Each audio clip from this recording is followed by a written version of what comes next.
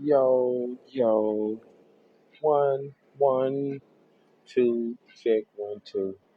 Always Cooks 24 here.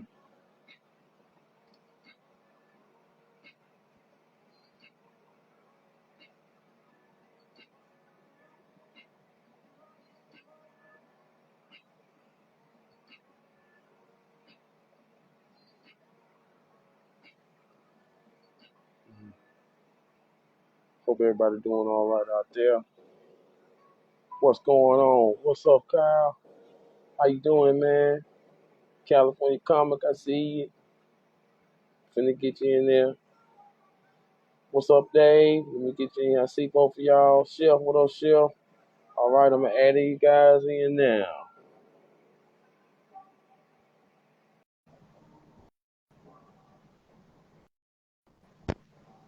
Yo, Hey, what's up, man? Now I'm going to get Dave. sure. Thanks for having us. Yes, sir. Oh man, thanks for coming by, for having the time. Man, thank you for having the time, man. For real. These days should be tuning in, popping in just a sec. There you go. On the sideways. Hey, what's up? What's up? What's up? What's What's up? What's up? going on? What's going on? Let me put it down here in the pin comment at California. And just so I know I'm saying that right, California Comics, right? Oh, it's California Inc. Like it's a California corporation Inc. now. California Inc. Like Okay. incorporated. Yep. Okay. Okay. Got you. All good. Yes, sir. Okay. So I don't put in the wrong thing. Oh, gee, what's going on, everybody? That's been able to pop in. Right. I want to put where y'all at so that way people can go straight to the page Right on. and you know, I see Dave. Dave is loading up over there. Yeah, I see him spinning over there. I'm gonna text him. I'm gonna text him. Okay.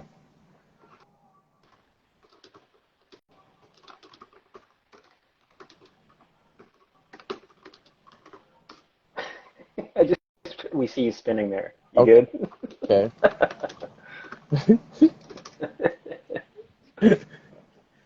No doubt, Clarity. I got you. Thank you for tuning in.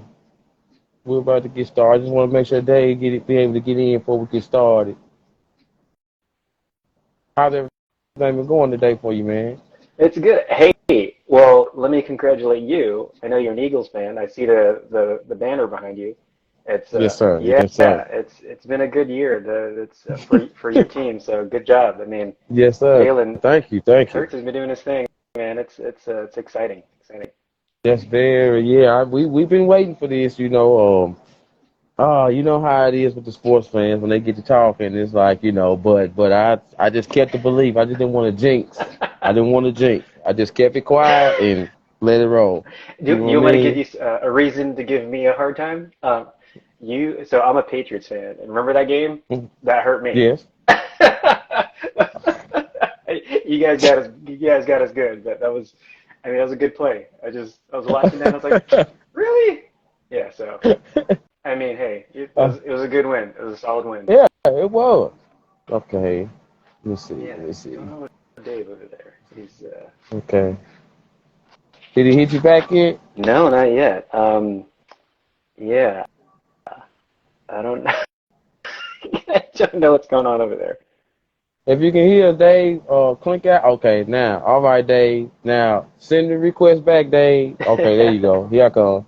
There Here he I is. come. If the what you call was probably linked in. I probably sent it. He probably sent it, and it probably clinked in. So now, bam. Sorry about that, guys. Technologically impaired. It's all Sorry. right. Oh no, it's all right, man. It's all right, man. Okay. So for the people here now, ones that join later, I am always Push 24 podcast. Y'all know how I do. I like to talk to people that create. They love to create. They love what they do. I get inspired by it. You get inspired by it. Might be somebody who wants to try something out, and they're doing the same thing, and they need to hear that word of advice to get them pumped up. So today I'm here with some of the team, the peoples of at California Inc. Did I say that right, Mr. Art? California Inc. Comic. Yep. California Inc. Comics. Okay, and just so people can get to know you better a little bit, please y'all introduce yourselves because I don't want to mess up a brother's name. You know, I like to say people's name right, so I would like for y'all to introduce yourselves. Want to start, Dave? Go ahead, man. Yeah, you go ahead, Art. Oh, me? Okay. My name's Art Edwin. I type in Arthur whenever I first introduce myself. Art Edwin. It's like Edwin, but with a B, so Edwin. Yeah, man. I started my career as an animator on Futurama and The Simpsons for a few years, and then I moved on to go study advertising with graphic design and photography. I've been doing advertising for the last 18 years, and about a year and a half ago, still kind of in advertising, but in a different capacity. Now I'm in video production and film production, and in the middle of doing a documentary with this great team at Pure Cinema. It's pure_3 times, and in cinema, dope team, really good team. And I came from an agency where we did a lot of, so when I say advertising, we did a lot of advertising for social change, not like retail, like we sold more cars or we sold more pants. It's a lot of like trying to change the social construct of how things are looked at, like mental health, reducing drinking amongst teens, like really good stuff for the general population. So that was a good so many years. And at the agency I was at, Civilian, I worked at Pure Cinema to help develop some of the advertising videos that we did. And over the time, we just kind of developed a really good relationship. And then I made the shift over to Pure Cinema and been with those guys for a while now. Such a good team. I really love working with them. Still working with Civilian as well through Pure Cinema. So happy relationship throughout, man. Good stuff. And in the process, like you said, I've always had a love for comics, for story. And a few years ago, my good buddy Justin, I'll tell you more about him later. He's a writer, editor himself. He's the editor on this book. He and I go back and forth, talk about comics all the time. And he's like, you should write something down. You have a lot of good ideas. Write something down. So I pitched him a couple ideas, and he's like, hey, that's really good. You should probably lock that one down. And over a few years, he and I worked on the story for California Inc. together. That's so all 4 issues are complete. They're done. But yeah, I started late, and there's no late. You know what I mean? I think Stephen King's first book was when he was 50 years old. So, you know. I didn't know that. I didn't know that. Wow. Yeah. And what about you, Mr. Dave? Oh, well, I've been, I didn't start doing art until like about 6 years ago. Well, I've always drawn, but I had a different job, different career up until then, and life changes made me decide that, it's now or never, if I want to do a creative career, I gotta jump into it. So I just jumped into it. I quit my job, and I was like, some people are making money doing this. I'm gonna have to figure it out. So I hooked up with a friend of mine who writes screenplays, and we figured out a comic book, and we self-published it, and we just kind of put it out there. And as I was going, I was kind of learning how to make a comic, how to my techniques, my styles, and just really just exploring everything to the fullest and embracing that. And I feel like that kind of got me to figure out my style, and we had a finished product at that point that we could sell at conventions. And I got a bunch of more feedback like that. People liked what I was doing, so I kept rolling with it. And I've done now 3 graphic novels and a couple floppies, and then I'm working on this new one with Art here. So it's been a fun journey. It's been growing. It's been exciting. I've been working on tons of stuff that it's just so easy to be passionate about, unlike my last career. And oh, snap. It's been awesome. It's been a dream,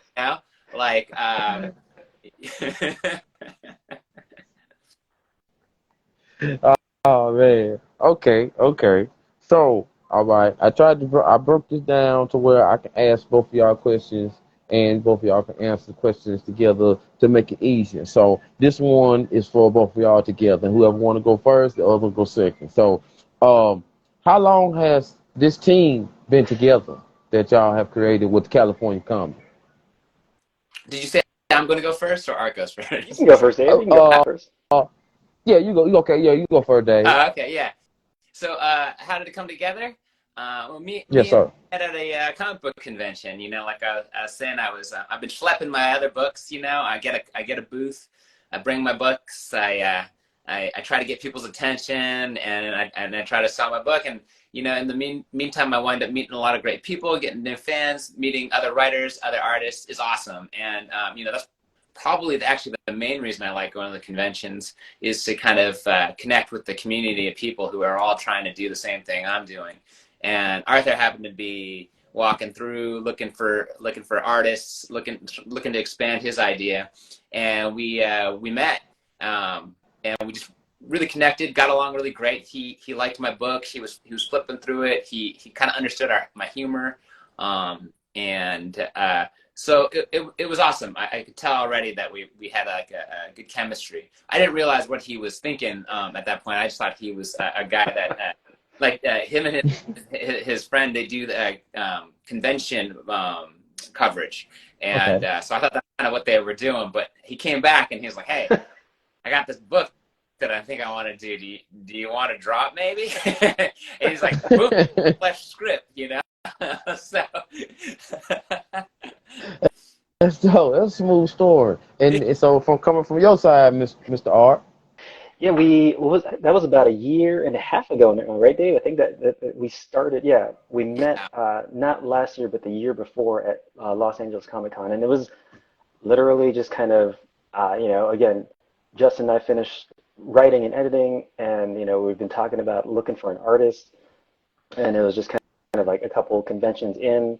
We're like, we really need to kind of lock this in, and so I told Justin before I left for that last one, I was like, I think I'm gonna try to really kind of focus, because usually when I go to these conventions, as Dave mentioned, my buddy and I, Joel, we walk around and we do coverage, and just like you actually, Cooks, I like what your podcast is doing. It's kind of teaching people how to kind of do things, but also uplift people in general, just who don't get the spotlight as much as they should, because they're kind of unknown, or just they hadn't got spotlight. So we use convention life as a platform to go around and meet new artists, new vendors, new products, and do a little write-up, put them on our social, put them on our website blog, and in that process, I was like, I'm gonna do a little bit of my convention life, but also be a little selfish and look for an artist for myself for this book. And yeah, Dave was right. I saw his work and I was like, oh, that's pretty dope. And I introduced myself. We talked. We got along. And as we walked away, my buddy Joel's like, "You like Dave's work, huh?" I was like, "Shut up." I was like, "I think I do. But let's walk around some more. Just let me let that settle for a bit, And then got back a couple times. We talked a little bit and we vibed. It just really worked. And asked him if he's interested in reading the book, because obviously, if the work doesn't connect, he's not going to want to draw it. And he had the same idea. He's like, "I would love to, but let me read the story first. And if I'm down for it, we'll do it." And he I sent him the script. He wrote me back a few weeks later, just like, "Hey, this is cool. Let's work on this." And we've been working on it together since. And I'm in San Diego. He's in San Francisco, and for us to only have met in person once, actually technically now twice in person, right, Dave? Yeah. And we've been working remote. Thank you, COVID. Everybody knows how to work remote now. But there's something to be said about meeting people in person, so that you have that connection, that empathy. When you're communicating with them, through text. Yes, sir. It's important, and I'm glad the last time we met again was Los Angeles Comic Con. We actually had time to grab dinner together afterwards with some other buddies, and he, again, such a kind community, introduced me to other artists and other writers in his little group of people that he's expanded, and brought me and Joel in to kind of connect with, and it is a great night, and we're hoping to give back the same way and bring other people in. So yeah, it's been cool. That's great. And just to tag over what you said, and within that, like, what I'm saying, I like doing this also because I get to meet people like y'all, what I'm saying? And Al Mega, he sent the message, what I'm saying? He planted the seed, and, what I'm saying, when I met him, he was dropping knowledge, and then, it's like a rotation. Like, one day I might be able to take a trip and come to Cali and bump into one of y'all at a convention somewhere, and we could be like, oh man, we talked on the thing, you know what I'm saying? Because I'm in Alabama, I'm down south, so I'm in Alabama, so it's like it's a big map in between us, you know what I mean? But Yes.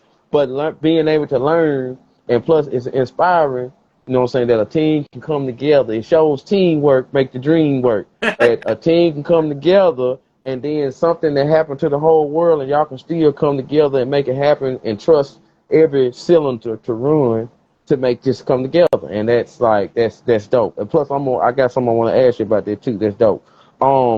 Okay, the idea for California.Inc. California.Inc. The story. Right. Where did that idea generate from? Oh man, Dave's heard me say this a million times, but it's a combination of things. Uh,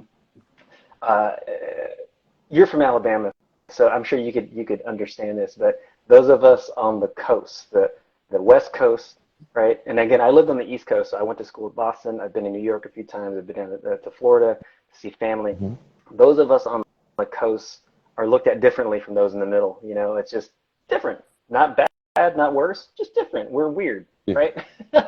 And then specifically, I remember when I was living in the East Coast, everybody was like, "Oh, you surf, you do yoga, you must be a vegan." You know, like, yeah, sure.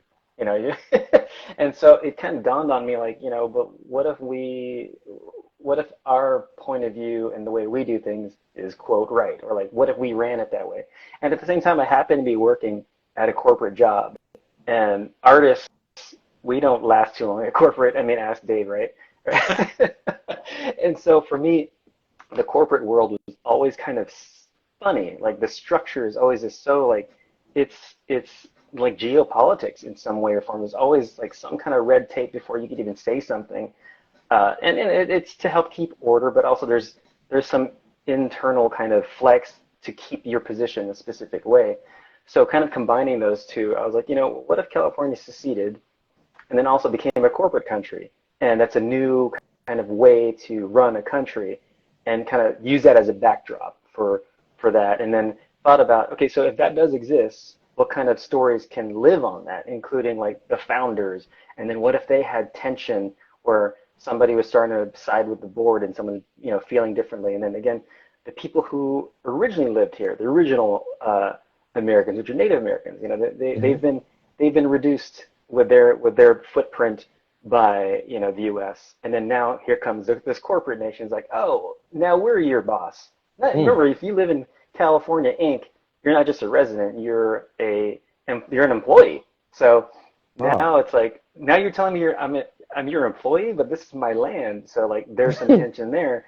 And so we have a story building there, which you'll hear more about in issue 2. Mm-hmm. And it just kind of went from there. Like, if this was how it was, what would happen in the early stages? You know, again, this is 18 years after the secession. It's still being formed. The nation's still being formed. And so what kinds of factions would be infighting to get what their ideal of this nation would be? And how would that intersect with each other, and how would they affect each other? So you'll see that in the next few issues. Hopefully we get past issue 1 and there's more interest. I mean, from shopping it around, people have said nice things. Hopefully it continues on from there. But, you know, seeing what Dave's been putting into his heart and soul into making the story even better than what I wrote, it's like, you know, I love the story from the way I wrote it and the way Justin edited the heck out of it to make it even better. Like I wish Justin was on here with us, but his tweak of our dialogue is just so like he gets my voices, you know what I mean? Like he gets it. Mm. And then you got Dave coming in and he just like makes it come alive. I actually have to take some copy out because what he's doing visually tells the story better than, you know, people saying it. So it's like, why over-explain? So anyways, I dug a little too far there. But no, yeah, it's good. That's good. The explanation is good. That's good. Okay. Now, Mr. Dave, from your perception, if someone was to ask you, you know, California.Inc., man, like, what is that about? Like, can you give me a little intro to it? What would your take be on it? Okay. You know, like, I look at it. All of those things that are talked about is totally in there, and it's what makes it a deep and rich story. But where I saw it was what you see. What I present is a pretty action-packed, exciting kind of thrill ride that takes you through this not too distant future, with these really interesting characters and some really crazy plot twists that happen in it. So it's a fun ride. I really enjoyed drawing it in the sense that it was a lot more a lot of real intense action, a lot of amazing kind of scenes to like expand on. He said it in Lake Tahoe, which I thought was really cool because I don't know if you've ever been to Lake Tahoe, but over here in California, it is, you know, it's a place to go and definitely check out because it's gorgeous there, and it's different during the summer versus the winter. And I used to go there in the winter, and so I have kind of a deep connection with how it looked and how it felt. It's very snowy, very different than what people think of California. And the most of this story takes place on the border of California and Nevada. So that area, I know it fairly well. Even as an adult, I've been there, and I've gone running on the trails, and I connect with that area. So it was really awesome to try to use it as the backdrop, especially during the winter. And just the visual effects that you can kind of do with it were a ton of fun. That sounds good. That sounds real good. The visual, the writing and the visual, it come together. Yes. Quick question for both of y'all. For all the stuff that you do now, you know what I'm saying, and when you look at your what I'm trying to say, your timelines, you can see that both of y'all have done a lot. You know what I'm saying, more than a regular person. I know I ain't no author, no writer, no associate, nothing. You know, I don't know nothing. I can't draw with no pen. I can't do, you know what I'm saying. I can write pretty good. But that's about it. But did y'all have to do? Either one of you gentlemen had to go to any type of school or anything, or was it just something naturally that y'all picked up on? What, you know what I'm saying, whatever talent that you both have, which I know, any type of school, and did it take a long time?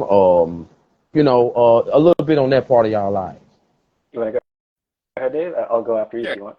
So for me, I mean, like I said, I've always been interested in art and drawing, and at a pretty early age, whether or not I realized that I had kind of singled out comic books as kind of my major influence for my artistic journey, and whether or not it would be in comics or at least just heavily influenced by it, I wasn't quite sure for a long time.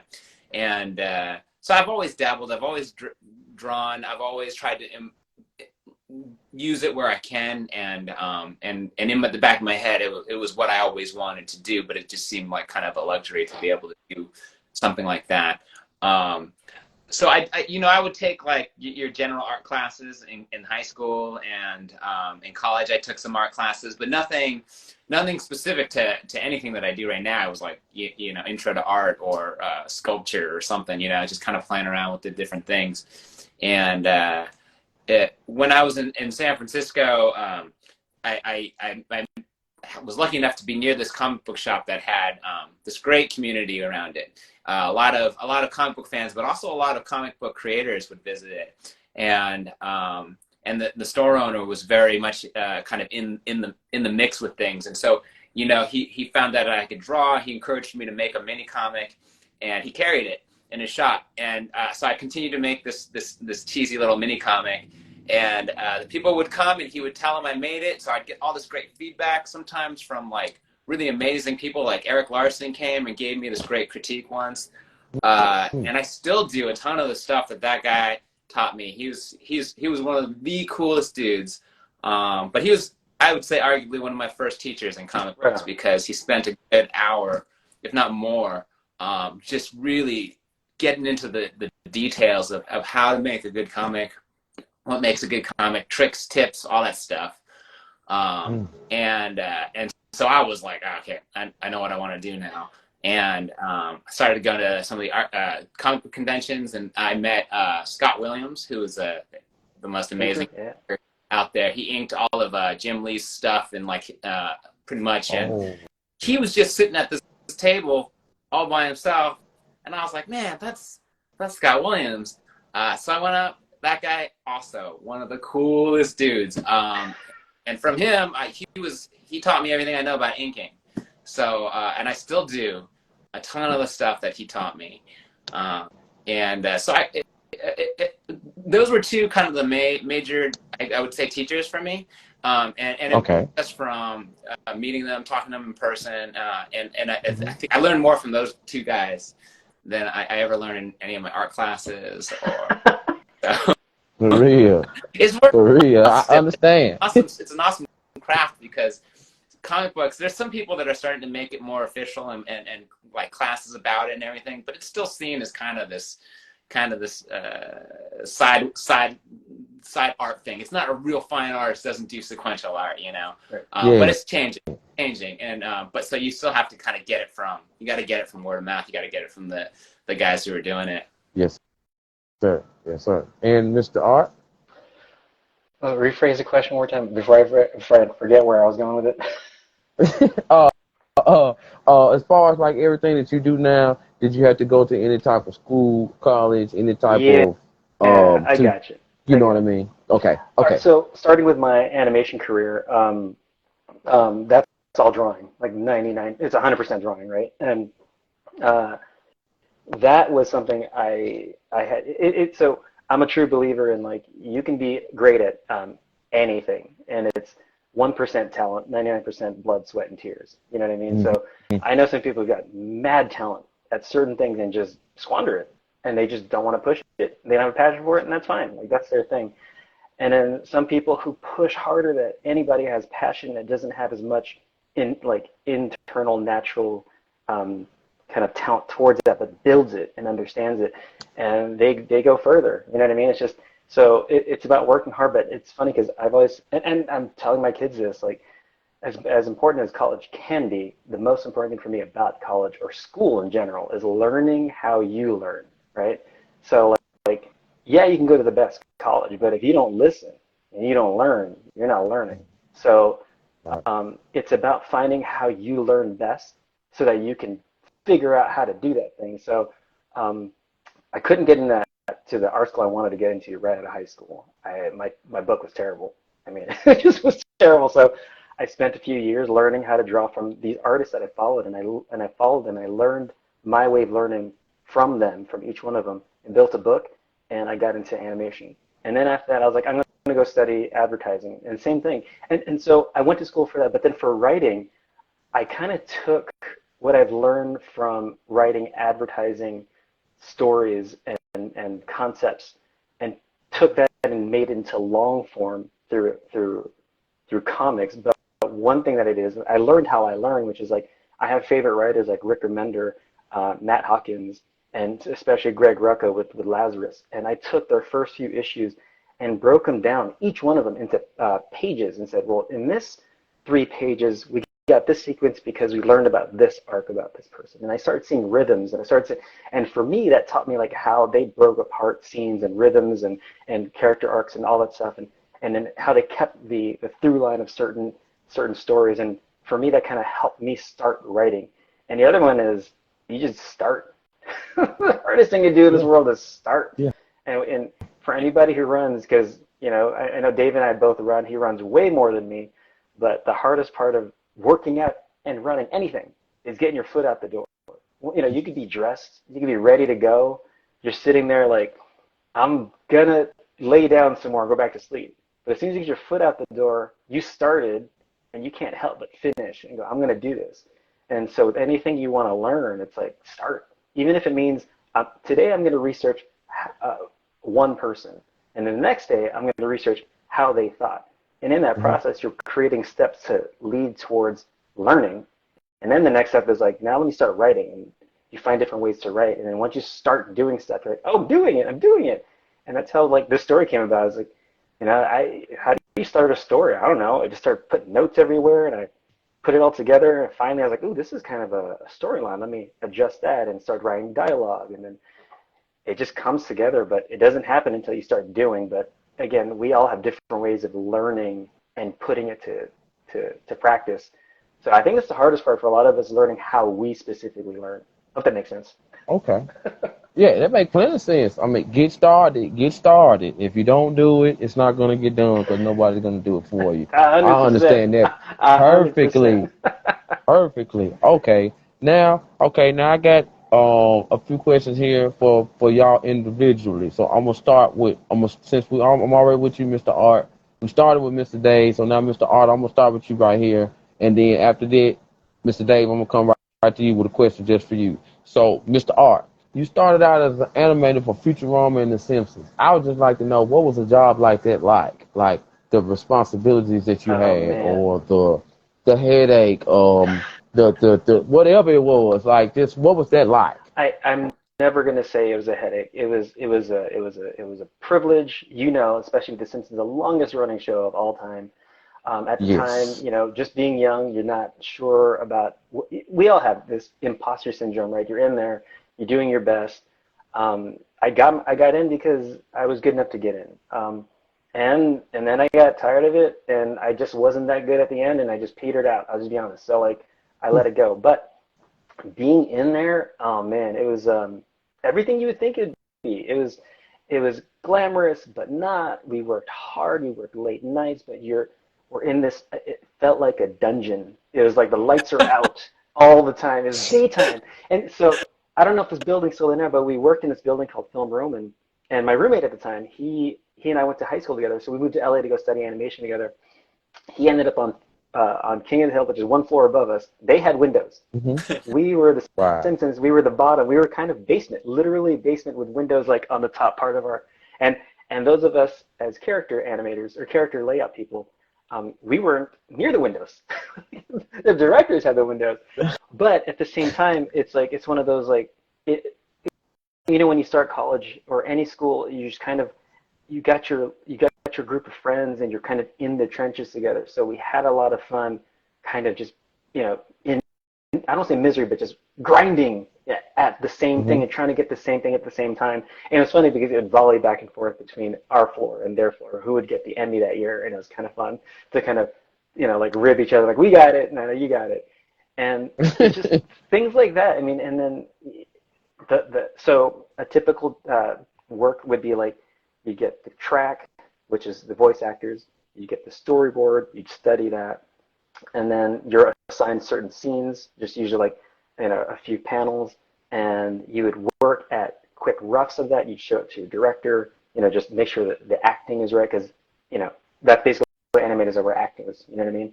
So you'd act Mm-hmm. out the scene, make sure they're on model. Director say good. We'd animate the crap out of it. Then they put together an animatic. They show it to the writers, come back with edits, and we just the cycle would go over and over again. But it was a lot of drawing, and it's hard. It was hard for me as an artist because I grew up thinking I'm gonna be an illustrator. I'm gonna be an animator. I'm living the dream, man. Like, how can you not be happy? And I wasn't fulfilled as an artist.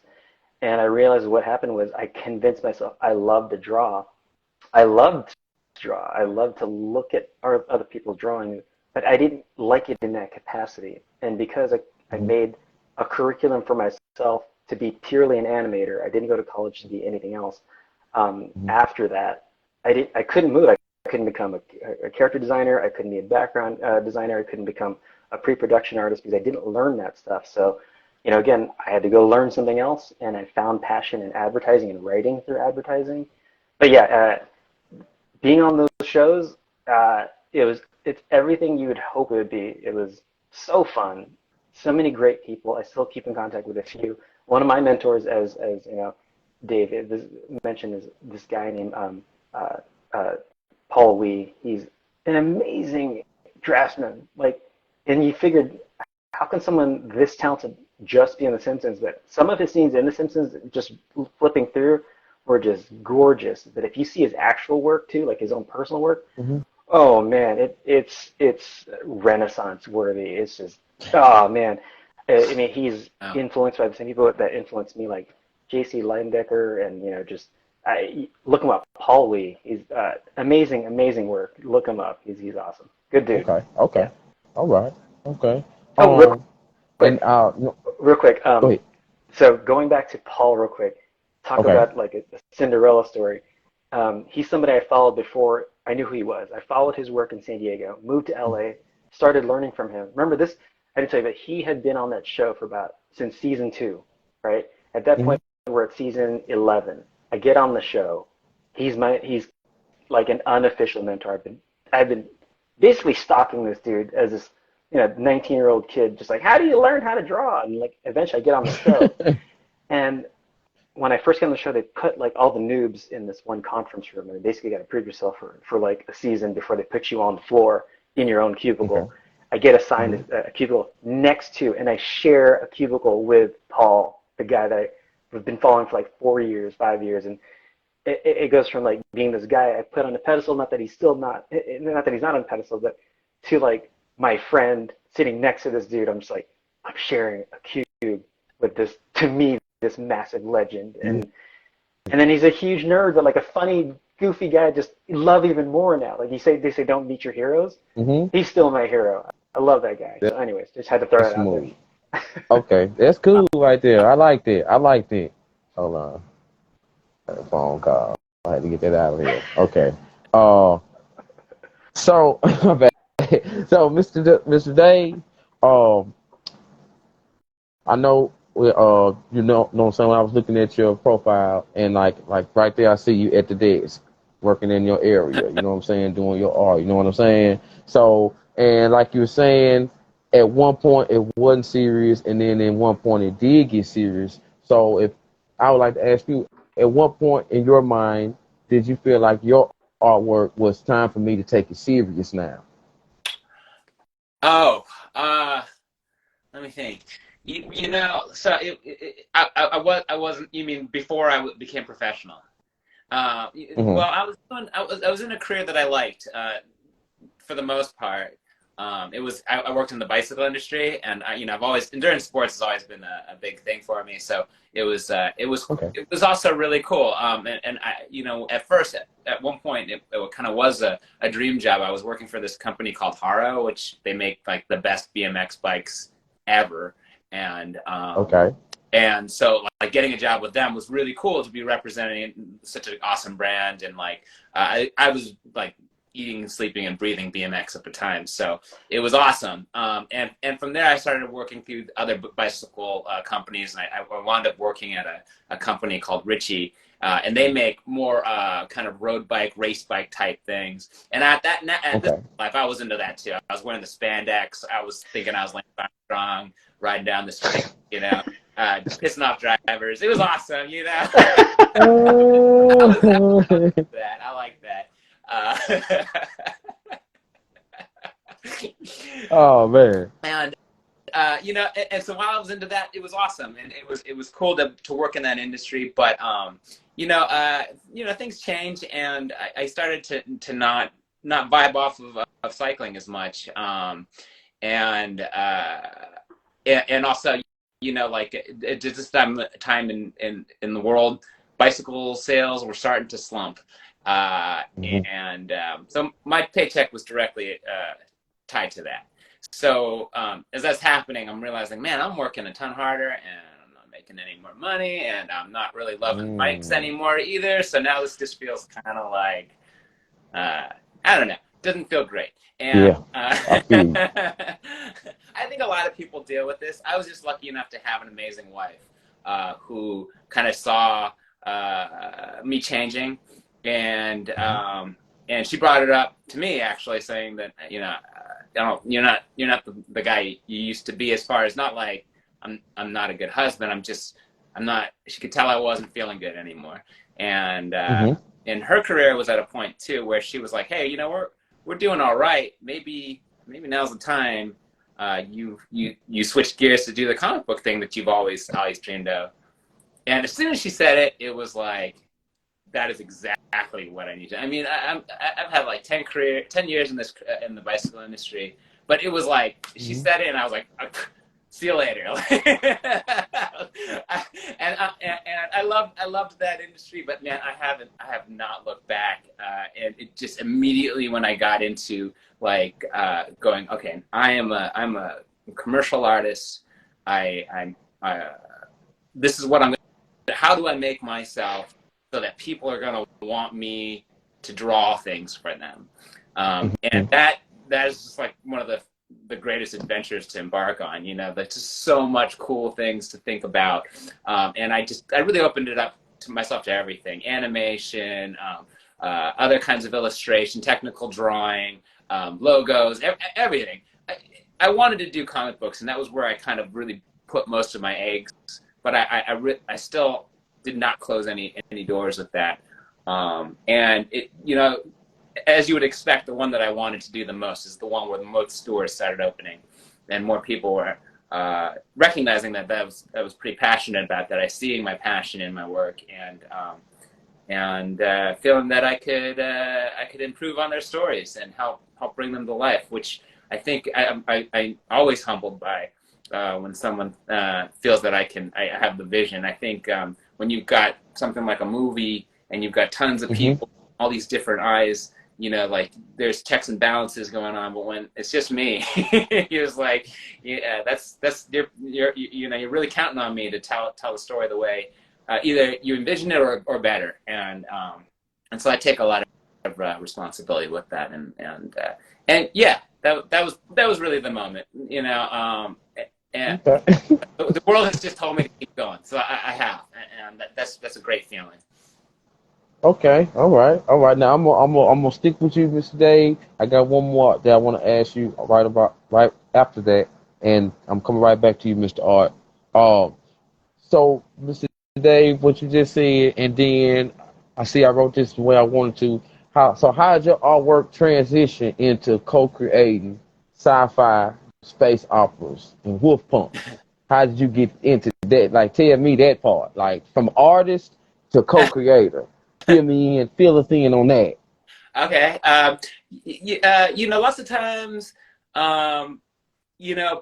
people have an idea for a story, but they don't know how it's going to look, right?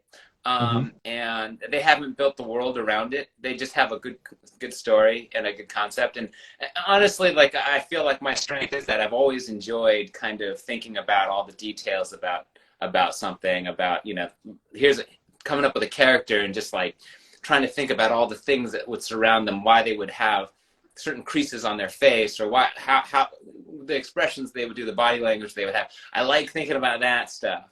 But when it comes to creating a compelling plot that has a nice climax and has a great crescendo or has a good cliffhanger, those are the things that I feel like it would be not something that I can't do, but not a strength of mine.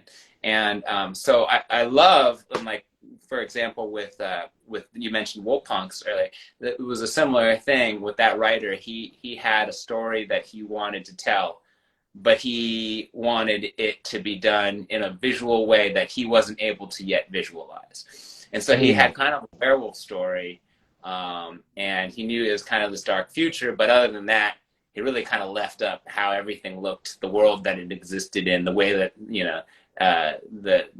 the technology and everything was there. He left it up to me. And so there's a big part of it. And so that's usually why, and some of the art, he gave me a lot of freedom to kind of create the visuals that I thought would be cool. And he would, of course, give his opinion, and that's all part of the collaborative effort. But, I love that. I mean, I really do love being able to think of seeing someone's description on paper and words, and then my imagination is vivid. It's always thinking. It's always, like, if you told me a superhero idea, you wouldn't even have to start saying how they looked. If you're telling me the powers, I'm already envisioning, like, how they would look, what kind of ways they would stand, or the clothes they would wear, the colors and all that thing. It's just fun for me, so it comes natural. Okay. All right. That's dope right there. Thank you for that. Now, Mr. Art, when I went and read some of the things you sent me in the email, to as far as like the pre-press release, and I got to see some of the article about yourselves and things that y'all doing, and a little piece of the intro to the story. And the word that caught my attention was the geopolitical. What made you use that type of scenario, to get this, to get this story jumping off?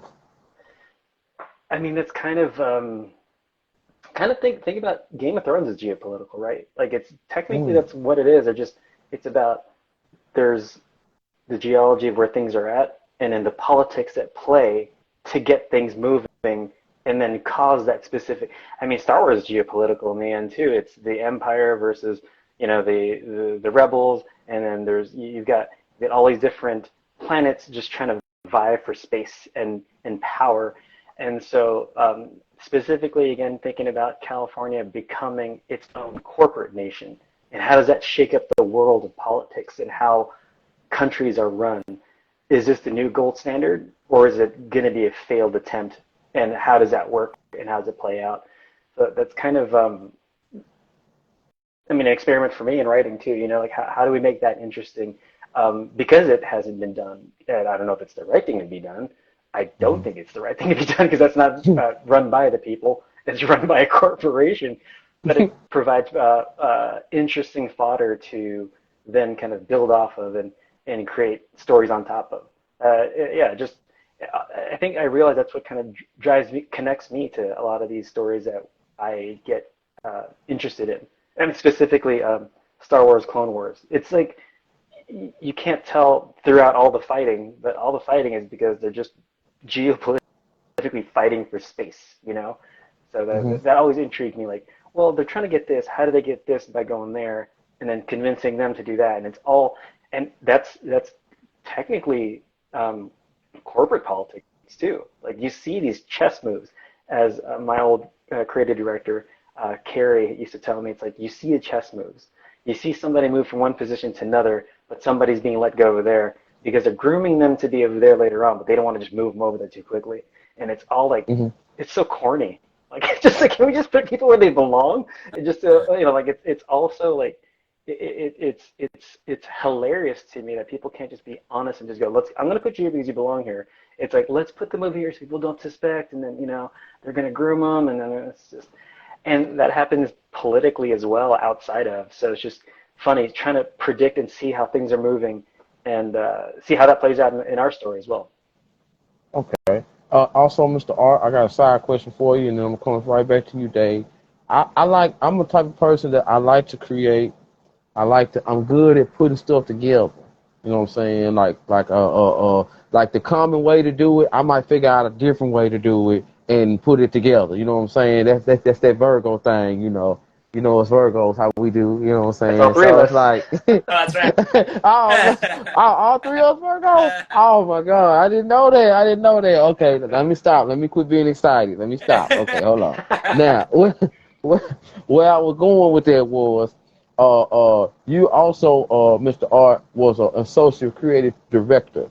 So that creative director, like, what is like one or two of the responsibilities, like number one priorities as a creative director that you have to attend to or watch for or help with or get done to make it happen? Yeah, it's one of those, like, as you grow up as an artist and a creator, you want to own every single little thing, because it's not that you don't trust it, because I want to make sure I get it done the way I want to.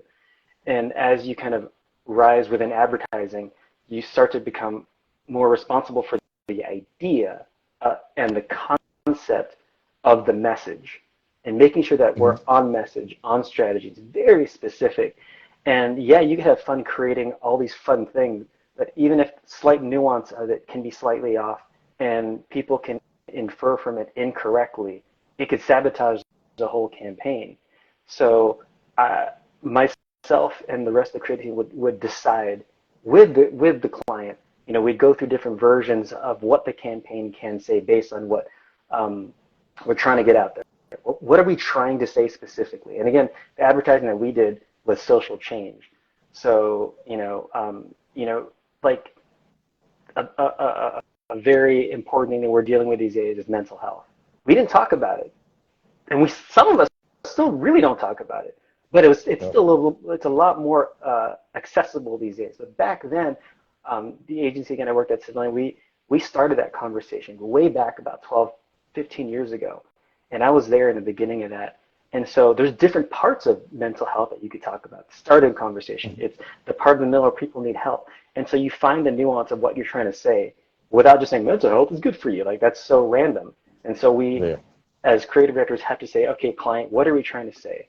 How are we trying to say it? How do we say it? And then it's our responsibility as creatives to then narrow that down into specific ways to do it, and then cover it with a campaign that's memorable, that then can cause action for people who need the help to go, oh, here's what they're trying to say, that's for me, and here's what I need to do to get that help.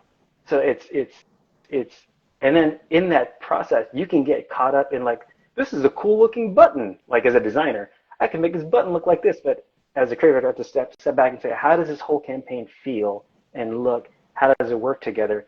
Alongside with my partners in the agency, like the account services department and media, to say, hey, here's how we're doing it. How do we push it out? Because that's another part of how the creative works, is how do we push out the creative, and then, you know, how is it maximizing the message? Is it going to the right people? So balancing all of that without focusing on the design of a button. So then I have to trust, like with Dave, to take what I'm trying to do and do their version of it, and trust that they're going to do a version that's exactly in my head, but I'm sure it's going to come out great. I mean, I might still have some edits, but the responsibility is to make sure we stay the course correctly, and especially with the campaigns we worked on, it's a lot of government money. So how do I prove to the people I'm doing these campaigns for that I'm spending our government money, or I'm sorry, our public money correctly to help the public, and not just do something cool because it's cool, but it's off message and people don't know what it's for. But it was cool. Right. Well, it's cool doesn't help the public. So yeah, it's a little heavier with the subject matter that I worked on. You know, I mean, and I'm not saying that retail is easier. It's just different, where it's like you have a bottom line and you can say, hey, look, this month we have this many sales. Where with social change, we have a chart that shows it takes 8 years for people to change their minds about how things are. Again, with mental health, we didn't talk about it 15 years ago. Now we talk about it, and we're still not far enough. So it's just about helping change that. So yeah, sorry, I went a little deep, but That's good. No, you need to hear that. It's like some won't give you the insides, you know, the inside, little small inside parts of it. They just keep you on the outskirts.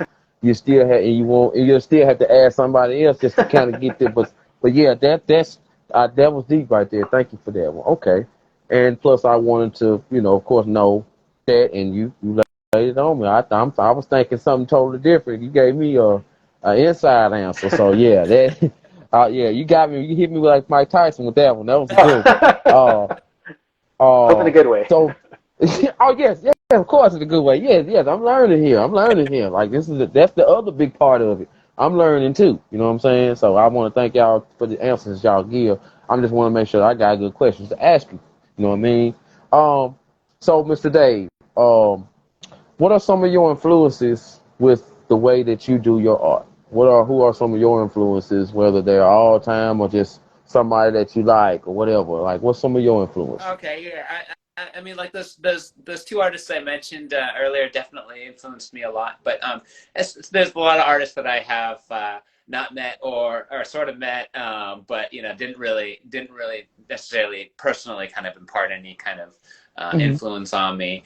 And you know, so there's a handful of them. Definitely, like well, Jim Lee, who's the artist that Scott Williams worked on, was my childhood hero, and I still think he's an Asian brother, and he was just like killing it with comics, and I was just like, yeah, sweet, you know, like I just thought he was the coolest, and I mean, everything he did was, and definitely at that time, was so much bigger and so much cooler and so much better than everything out there. Like I just remember going like, I want more, and I'm like looking at those comics, like there's nothing. Like he's ruined everything for me. He's just too good, you know. I've always kind of strived to like that's the end goal. Is like when you're so good that your customers will I want more, and there's just nobody that can do it like you, you know. That's something, you know. And I've always thought he was at that level. Even with his style now, like with the style that everyone tries to mimic of his, he still does it. He still does it better than everyone. So yeah, he's definitely one of my comic book heroes. And especially for that action and sci-fi and all that stuff, he really did an awesome job. I think on the edgier side though, for me was Jamie Hewlett, and he did the artwork for Gorillas. He's probably the best known for. But what he came onto my radar was for he did this book called Tank Girl, and it was they made an okay movie out of it later on, which a lot of people know. Yeah. But the comic was so different from the movie. I mean, it was just like this, and it was so different from any comic I had read. It didn't take itself seriously at all. Like, it was so different from like Jim Lee's books, where there was just always just drama and action and adventure. Like, this was this chain smoking, like, punk rock girl driving around a tank, talking to koalas, like, got a kangaroo boyfriend. It's just like super absurd, right? And honestly, I don't even like know what a lot of the stories were about, but I loved that he put. I didn't read any of it. Oh man. I think that like tried to blend those two. You know, I always try to keep that lighthearted fun. But yeah, you know, even though his stuff is so silly and weird and doesn't take us all seriously, it's the refinement in his art is top notch. Like, he's not sloppy. Like, his lines are perfect. Like, even these silly pictures, you can look at it. The composition is beautiful. The shading is spot on. His craftsmanship is always staggering to me, and so I loved that. I loved that you can get that serious about something and still keep a kind of light heart about it. And I've always liked to kind of inject that in my work. And also, side question to that, Mr. Art, what's your ideal setting when you're doing something for a comic, something for a series, something for yourself? Super serious or super small? What's your ideal desk, room, lighting, window, blinds, up, down? Like, what's your setting? You know what I mean? To get work when you done? the most? Yeah, well, yeah, of course. On the work, yeah. Oh man. Okay, so I know Dave's got kids. You got kids, Cooks? Yeah. Well, my daughter, she done turned 22, so now it's different now. But yeah, she still. Okay, real quick, before I answer your question, the three of us are Virgos, and the three of us are in the same age bracket. I think we're doing all right. Like, we look, I mean, okay, well, you two look way younger than what I assumed. And I'm going to fish for, you too, Art, you look young too. But I'm just, thank you, I appreciate that. I wasn't begging for that at all. But I mean, for me, I'm like Doug in Up. It's like Squirrel. Like, I get so distracted easily. So especially with writing, and ask my wife, I could be typing a text, and just a text, and she's in the middle. She starts saying, I'm like, hold on, I'm typing. I can't. And then, so my wife is my high school sweetheart, and so I remember in high school, she can go to, like, back then it wasn't a Starbucks, it was this other this coffee shop called Panic, and she'd sit in there, and there'd be a guy playing a guitar, and she's there with a friend, and she's studying, and she would be studying, like actually studying. And I'd be like, I can't. I want to chit chat. I want to gossip. I want to have some coffee. I want to eat a pastry. I want to have a good time. Like, how do you study? And for me, ideally, is, no offense to my family, but get the hell out of here. Get it's because I mean, I love them to death, but I can't focus if there's any noise around. I have to put my phone away, like, in another room, because even a little ding, like, it takes me out. And so I think it was like, it takes 27 minutes to get you into a groove. And so after the 27 minutes, try to focus as much as you can after that. And I think for me, it's like 45 minutes. And then after that, I only have another 10 minutes before I can stay focused. So if I can have a quiet area without my phone, that's the best way for me to focus. And at the same time, but I need it so I can research too, so it's really weird. A lot of space to write notes, because as much as I do things digitally, analog, because I'm a 40s person. I'm not from the 40s. I'm in my 40s like you two, but I like to write things down. Like, I need pen and paper. It's faster than typing sometimes, although half the time I can't read my own handwriting. But yeah, just as much space as possible. I need at least 2 screens, and I need everybody quiet, including myself. I can have music on if I'm in the middle of production work, so something that doesn't require me to write. But if I'm writing, I can't even hear like anything humming. Like shh, I got to be out in the forest or something. I don't know. I can relate to that. And what about you, Mr. Dave? What about you? I like it. I like it loud. I'm a loud dude. I've always been. I like loud music going. Yeah, always. Music is constantly going, and I'll just put this out there. I'm always fishing for music recommendations. So if anyone ever hears some, doesn't matter. I love almost all genres.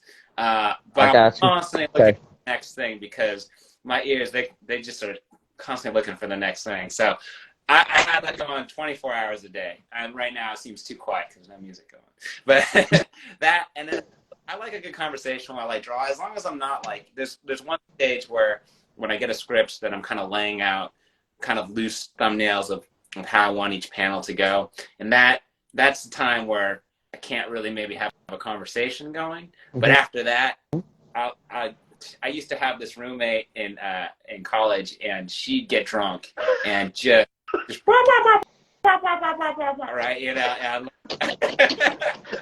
love her, but like she get drunk. I wouldn't know what she's talking about, but I like it when someone's talking to me and I'm drawing because it keeps me there, and I can listen and draw, and that's like, that feels good to me. That feels real good. I get real productive at that point. So I was like, you can talk to me all you want, but I'm gonna draw while you talk, and that's like that's our deal. Like if you want to just keep talking, I'm cool. And so like I got a good, like that was when I was doing my mini comics, but I got a lot of books done like that, and like she lives too far away to do that, but I have a group of artists that I will meet up with occasionally, and we just sit around and draw, and I get a pretty productive session like that. I think it's some people would get a little distracted by it, but I usually get quite a bit of work done.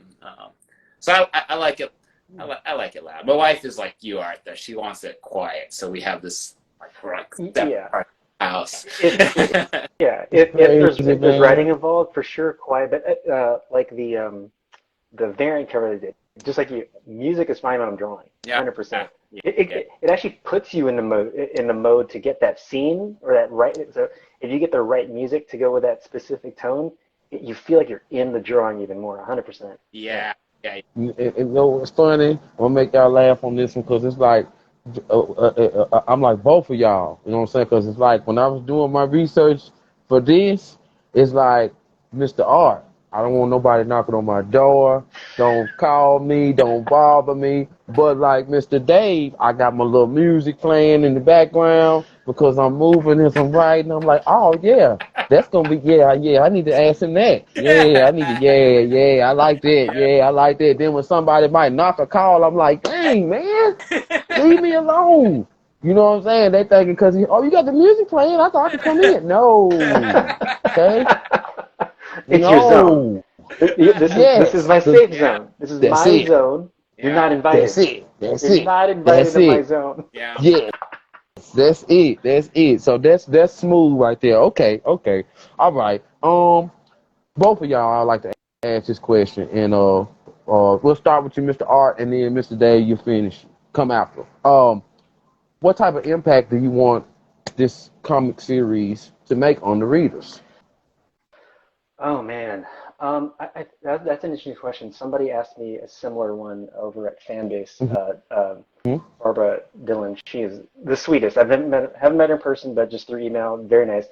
But that was a really good question, and it made me think, like, why did I do this? And so, I wrote this because there's a lot of things that happened in this that came from me personally, where I think we all struggle with we think we're doing what we think is right. Now, sometimes it's driven by, without thinking about it, are we doing it for ourselves? Are we doing it for the wrong reason that we think it's right? And so some of my favorite villains in the world think that they are right? So they're not flat two-dimensional, they're three-dimensional people who they think they're doing the right thing for everybody, for themselves, for everybody around them. And so a lot of these characters are doing what they think is right. And some of them might not be, because we're looking at it from outside. So it was kind of something that I did, I think, for a cathartic reason, because I might have made similar decisions in a different way and have put it into the story, and just kind of helped me. I've told Dave, like, I think writing this and this other one I'm writing is kind of my way of getting out of going to therapy. You know, just like typical male, you know, like here I am talking about mental health and how important it is, and I haven't, you know, I need to go to therapy, but I'm taking out on comics instead. So the reason why these comics exist is I don't want to go to therapy, and I should listen to my own ads about going to therapy. That's why I'm writing these. Hey, transparency is always the best. You got to let it out. I think this is what's called a breakthrough. What just happened right now, I think it's called a breakthrough, and we just figured it out together. So this is my therapy session. Hey, it took 3 Virgos. It took us to come together to make it happen, though. It took us. Yeah. And I love you too even more for that. Thank you. I love you back, man. What about you, Mr. Dave, man? Oh, I feel similarly. Obviously, the story was written by Art, so he had a different intention when he was writing it than I have when I'm drawing it. But definitely picked up on the subtleties of his message in this story, and I agree with them. And I find the overarching kind of messages and the stories congruent with kind of my beliefs in a lot of this. I like that it's a story that kind of makes you think more than a lot of stories. You know, it's close to home. It's about California and the U.S. and our relationship with all the other states here. I think he does a nice job of kind of shedding some light on some very real possibilities and maybe having us kind of think about it before any of this ever actually can come to be. I think the novel are jobs of science fiction and has done, if you look at science fiction, it has named everything that's gone on in the past few years. Sure. And we were just like, oh, that's great reading, that's great fiction, and we didn't think about it, but they foresaw all of this. And as a science fiction fan, it's nice to read these things. Sometimes they're scary, but sometimes they just at least make you think about these things before it becomes this pressure plate, and you're just like, oh, this is happening now. Like, how do I feel about this? Like the concepts of huge pandemics or AI, all these things, all these concepts were talked about. And I think Art, like I said, in the grand tradition of science fiction, does just that. And I like that about the story. Personally, with my touch on it, though, I wanted to bring this story, give it some vividness, give it the richness that it kind of deserves, the depth, the scenery, the characters to encompass the kinds of personalities he wants, and I hope those come through. That was really my goal, is to kind of create this world and give it the justice that it really should. And I'm all doing it. So hopefully someone will look at it too, and they'll get the message, and at the same time be very entertained by it. Yeah. Yes, sir. Yes, sir. Also, so you tag team up with Kickstarter.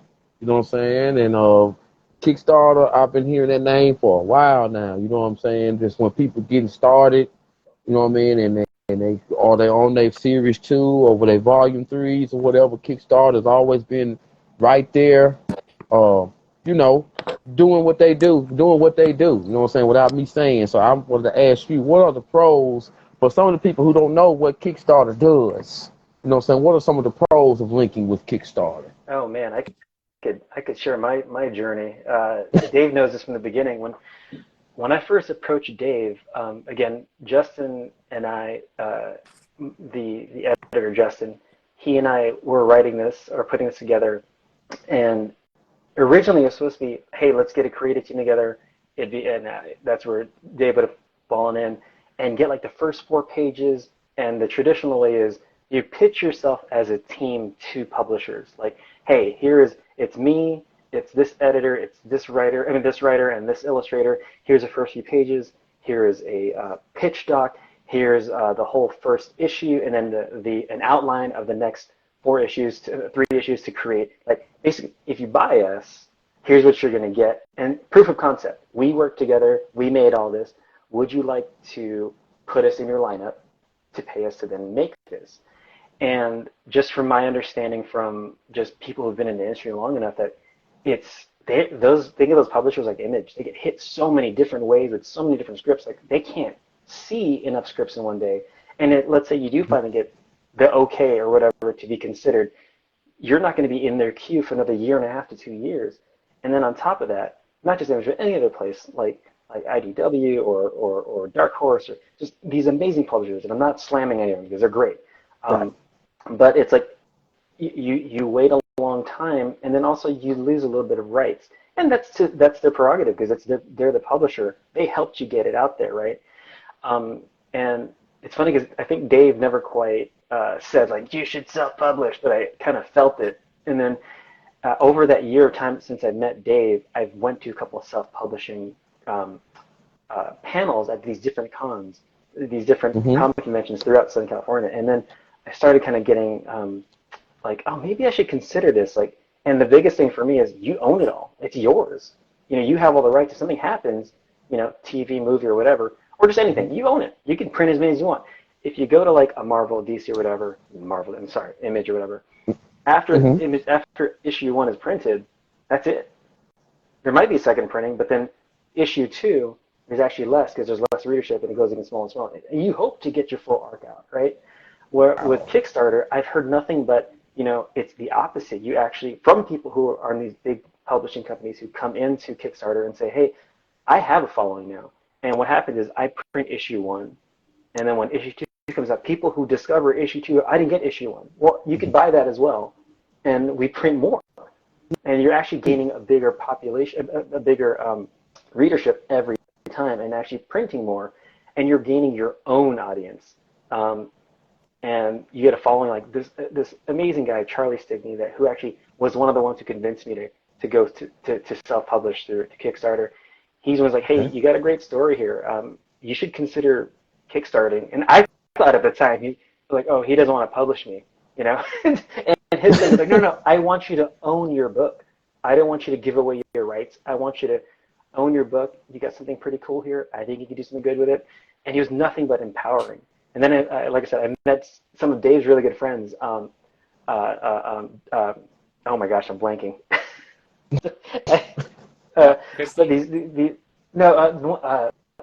Dwayne it. Come on, took my tongue. Don, jeez, oh my gosh, Don, if you're watching, I apologize. Don and Christy at Comic-Con Revolution, they had a panel about self-publishing, and they were just like, yeah, dude, like you end up, it's a lot more work, yes. Like, it's a lot of work. But in the end, if you do it right, you could have so much more to like enjoy. Not financially, but like you gain your own audience, and then it starts to grow from there. And it's been nothing but empowering, and it's a great feeling.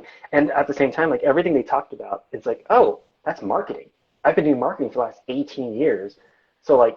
Everything I learned in the ad agency that I used to, you know, I know it exists. Now I'm doing it on my own. It's really hard, but I know-ish how to do it. So I'm trying to put together a pretty good campaign. I think I'm doing okay here, so that we can get people to back our book. Because in the end, what we're trying to do is get enough funding. Because right now, most comic books at Kickstarter, it's you as a backer give money, and they say, okay, cool. We're going to take that money to pay the artist and the writer and everybody to make the book, and then we're going to send it out to get printed. In this case, the book is done. The book will be done before the Kickstarter is over with. We put our own blood, sweat, and tears into this to make the book happen. And so if a backer backs the book, they're going to get the book printed sooner than somebody who's waiting for a book to be made. It's going to be made before the Kickstarter is over. As you heard, Dave's got, I think you were one page behind. You own like one page left. Yeah, I got one page to go. Yeah. Dude, and look, and then so it's going to go lettering. So by the time we go live this coming Monday, it's going to lettering, and that only takes like 2 to 3 weeks. So before the Kickstarter is over, we're going to be done. All you do is hit print. So we're raising enough funds just to get it printed, so that we have enough stock to sell at convention and slowly build that audience. but also in the process of selling, getting funded to get those printed, those people are getting issues too. They're getting issues. They're getting other rewards like pins and patches. So it's immediate. It's a much more immediate reward that they don't have to hope will exist. It will exist as long as we're funded, and we're not asking for much. So it's not charity. You will be getting something if you back it. And the more people who back it early, the more Kickstarter will push it up in their algorithm to then push in front of their own people within the platform of Kickstarter. So right now, our biggest thing is we're trying to get as many people to hit the notify button on CaliforniaIncComic.com, CaliforniaIncComic.com. So if you go to that and hit notify me, you'll be notified, and you'll see all the rewards when it comes out on Monday. But the more people that follow it, the more Kickstarter will push it up, even if you don't buy anything. But it'd be great if you backed it, and we got to bring this book to life. Yes, yes. And the way you explain it tells me so much more about just what Kickstarter does. I mean, it's like somebody that's an aspiring rapper and they trying to find somewhere to go, and it's like you find this place that'll treat you right, and but you gotta put the work in. You know what I'm saying? Yeah. They ain't gonna do everything for you, but if you put the work in, they gonna do this part. Now let's wait for the crop to grow. You know what I'm saying? Right, If you know what I'm picking at, you know what I'm saying? And I definitely understand it. Also, I read that you have 4 variant covers that's going to be dropping with California. So, are there any homage to these covers that's going to be coming out? Maybe, possibly. I'm just wondering. Well, mine is the one I did was a specific sketch variant. I'm going to say it's an homage, but it's nowhere near. So if you're familiar with this artist named Drew Struzan, he's done all the posters for Star Wars, Harry Potter, Indiana Jones, Back to the Future. There's a specific look of like a collage of like heads and scenes kind of combined. It's an homage, but nowhere near the capacity or style or grace or or draftsmanship that he's got. But it's something I put together. And then Dave's, oh man, Dave's and the other two, the variants that we have, I'm blown away. There's too much talent, and especially after seeing their specific variants, I just look at mine, I'm like, it's pretty good, but the other three, I'm like, oh, those are amazing. Like, no, yours is dope. What's yours like, Mr. Dave? Well, I got to do 2 covers, so I did one that we've just recently posted, and that's of one of the main characters, and she's she's looking tough, and she's in her kind of snow camo, holding a sniper rifle, and that one we kind of agreed is kind of, this is the good general cover that will pull in probably the most interest, just because it's a solid kind of grabber kind of image. The other one I did was of the other 2 characters that are kind of the main characters in this story, and they kind of deal more with the corporate end of California, so they're much more buttoned up. It's less of a violent feel. It's more of this kind of ominous, controlling feeling that I wanted to try to put in that. So I liked to have the 2 different feels to it. So it wasn't so much an homage, but more of just another view of how someone might look at this story was what I thought, because he's got a ton of great characters in it, all of which are, it's an ensemble cast really that makes up the main characters of the story. So only having one represented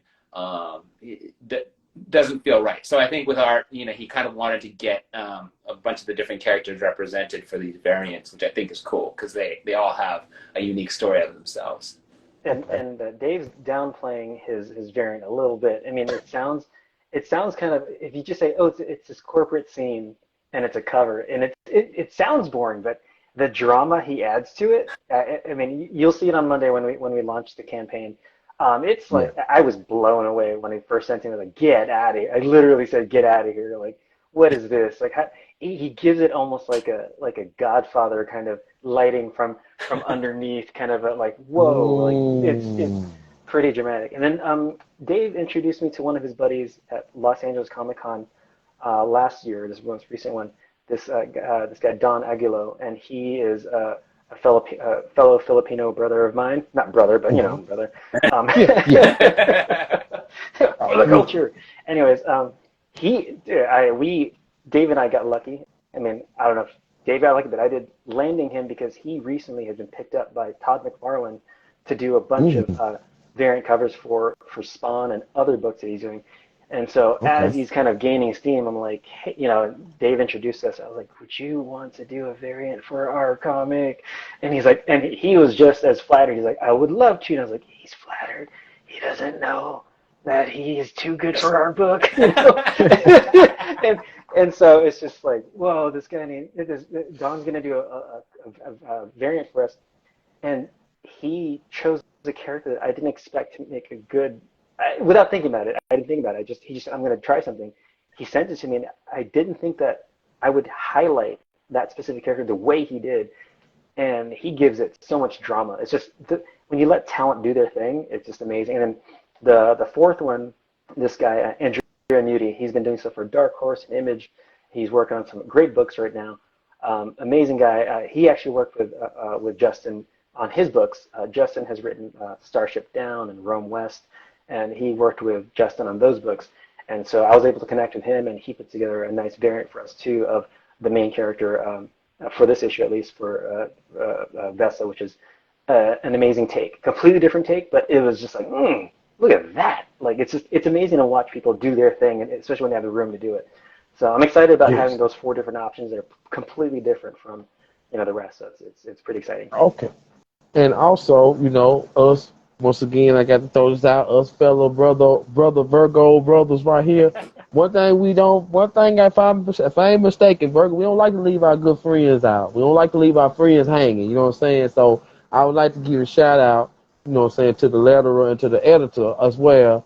So, you know what I'm saying? And some good things that y'all can say about them, because you already have been saying good stuff, and then y'all on the team too. Just fill us in on the letterer and the editor, the two that aren't here with us now. We'll be reaching out to them as well. What's some good stuff that y'all could tell us about them as far as what they do regarding the comic and just the good people that they are? I'll start with Frank. He's the most recent addition to our team. Mm-hmm. He and I have met through email, through other good friends that I've met at conventions. We haven't worked with each other too much outside of the first time we've met through email on this. All I know is he's great lettering is unnoticeable, right? That's when it doesn't get in the way, that's it's great lettering.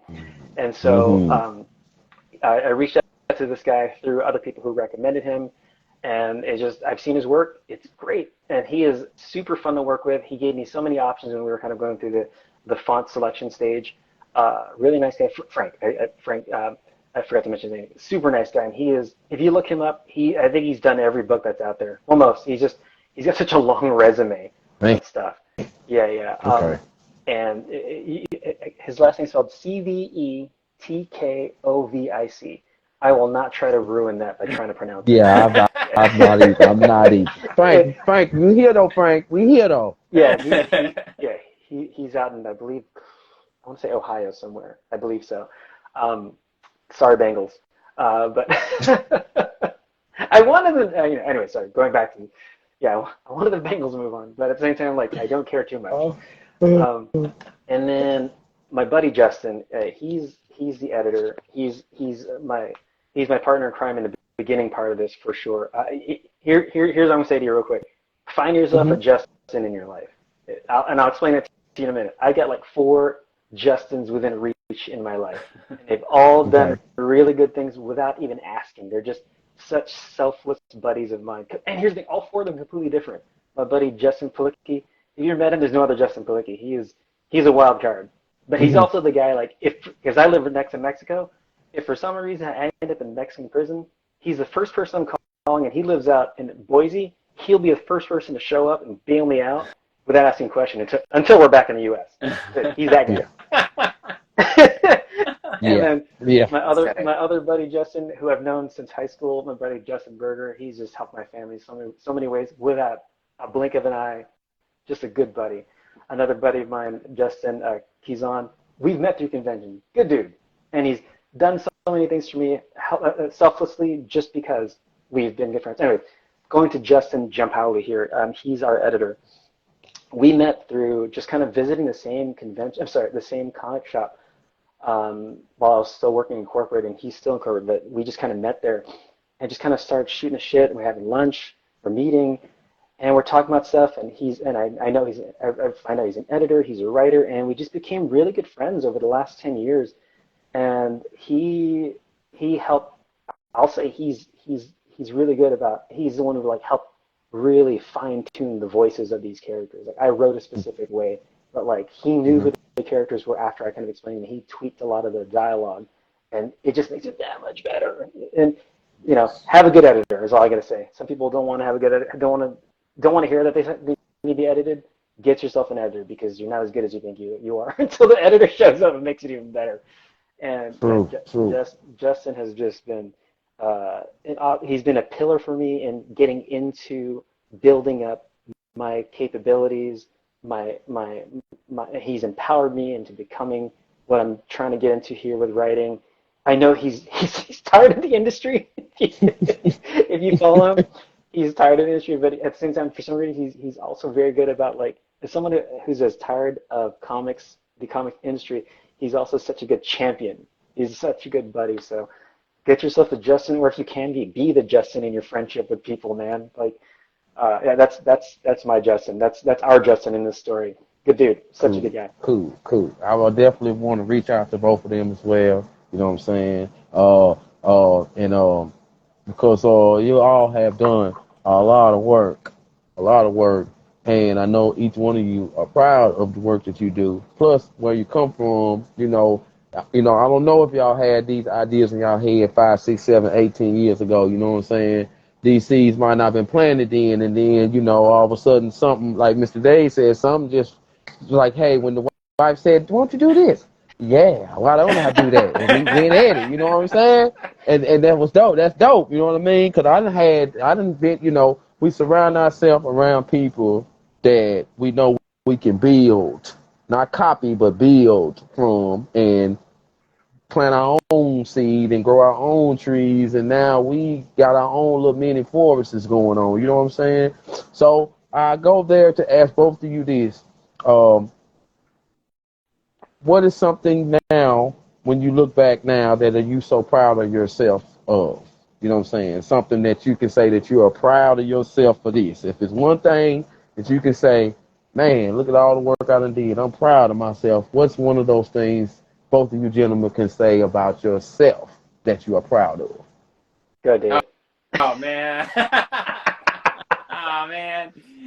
Well, I'm gonna say this, like, because this, it sounds maybe a little cheesy, but it's the first one that popped. My son, for sure, 100%. My son. Oh yeah, proud of that's real. That's real. That's real. Been, without doubt, the thing that's just been the most exciting thing in my life. And he's actually, it's funny you talk about editors. He's my editor too. I always have him come and he peeks over my shoulder to look at the pages I'm working on. And if it doesn't make sense to him, I'm like, it doesn't make sense. So it's like, you do need editors. Editors are great. And you gotta take a kid to where he's not gonna try to trick you or do anything. Like if he's like, why is he doing that? You're like, that's clearly not clear. So you gotta change that. But if we're gonna talk about my body of work, it'll be that first book I did. That first book was the hardest. You don't know what you're doing. You don't know whether or not there's gonna be a market that's gonna care. And me and Chris Calzier, he's the one who wrote Space Auditorium. That was the first book that I did.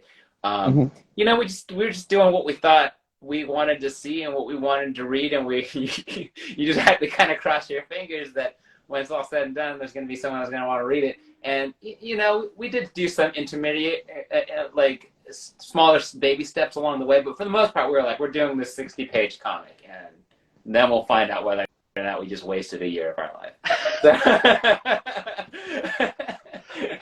So it was a scary but invigorating time, and like I said, the creativity was just exploding at that time, and it felt so great. And when it came out, and to get to these conventions and immediately get people that get drawn into it and buy it and become fans, it was definitely the thing that told me I was like, all right, you're on the right path. So as far as my body work, that one will always be hard to beat, you know. But after that, then it's whatever I just finished, because That's it. it's always the best stuff is what I just did, and so yeah. So right now That's it's it, California.INC, though. which is Let's keep finishing this then. Let's just keep working on this. And Mr. Art, what about you, man? Oh man, well I'm gonna totally just cheat with personally, of course, the family. Like you can't. I mean, I got three, man. I'm tired, but also like the good kind. You know what I mean? Just like Yes. completely different. They're all different. They're all lovely in their own weird way, but I can't help but laugh and be tired and be upset and be whatever. But then at the end of the day, when I come home or when they come home from school or whatever, it's just like, yeah, this is what we're doing it for. You know what I mean? And Yeah. I think what I'm most proud of with them specifically is not repeating the cycle of things that I was taught by my dad, because there are certain things about my relationship with that I didn't quite love. And I'm reminding myself not to act the same way, to repeat that cycle, to perpetuate it so that they don't then give it to their kids. Yes, sir. So that's on a personal level. Mm-hmm. On a professional level, I got three, if that's all right. It's kind of like one for each kind of career move. So I've changed my career twice. So the first one is, you know, being part of the Simpsons team. When I'm looking at my MA certificate here, you know, total brag, just bragging real hard right now. Just if anybody's watching, yes, this guy's bragging. No, I don't have like the medal one. I have a picture with it, but I have a certificate with my name in it directly from the Emmy. So that, and all the beautiful people that I've met on that show who guided me. So that was huge, man. And then in advertising, I'll say a lot of the campaigns that I did, I know they're not the most sexy. They're not like I did Nike or I did, you know, I did a car commercial, and there's nothing wrong with that. But like, you know, some of the campaigns I've done, if you go to my website. Volume's off. My that helped the general public in a way that I didn't think I could make an impact with, and some of that stuff is just real heavy, but like some of them connect with people that I grew up with, at least the neighborhoods that I grew up with. You know, I come from, you know, kind of an underserved community, and so helping the community I grew up in a way that I could with my expertise, giving back in that way, especially those my last two campaigns. It was just like it could not have left advertising in a better way. And then now it's like, Dave, we're gonna launch it. My first Kickstarter on Monday. That's gonna be huge. And if we get funded, which I hope we do, because I'm not asking much, and if we have a physical book in my hand, that'll be my next biggest, like, holy Jesus. You asked about, I wrote this, started writing this back in 2016, technically. So Justin and I finished editing back in 2006, is that right? Something like that. It's been like 7 years. So we wrote it a while back. Wow. And it took me like 3 years to write it, just because, you know, I'm a working stiff. Got a lot of stuff going on. I wrote it in my own time. Yep. And so finishing writing it was huge. I never knew I'd be able to write a comic book.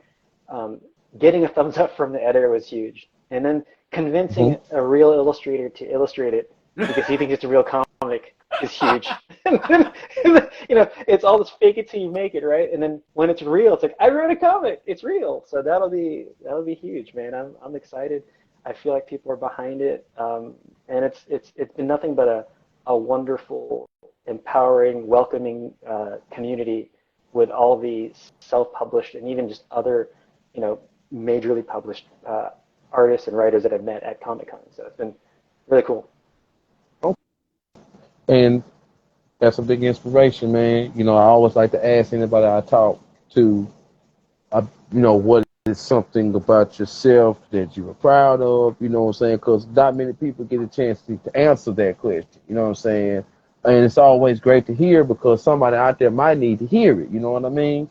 And I ain't gonna lie, I did. You know what I'm saying? Like doing what I'm doing now, I still feel like I'm crawling on the wall of the barrel, man. You know what I'm saying? But I ain't on the bottom though. You know what I'm saying? What I'm trying to say is I done got smarter. I done got more mature. There's certain things that I'm still trying to work on, and it's like listening to you two gentlemen. And in the future, I know that I'm getting bits and pieces to make me better at what I'm doing. You know what I'm saying? And I just want to say thank you. You know what I mean for that. And I'm a fan of y'all, of y'all's as well. And what I would like to ask now is, was there ever any risk that you might have said like, whoa, wait a second, and then you just like forget it. Either I'm gonna go all in, or I'm just going all in, because I had a cousin teach me that go all in. Don't be scared. If you don't go, you ain't gonna know what you can really do if you don't be all in with it. So were there ever any risks for you two gentlemen? You can go ahead, Dave. Sounds I like mean, you had a pretty good risk there with the career I change. think I kind of did, like my first book, we went all in. We published it with our own money. We spent our own time. It was a labor of love.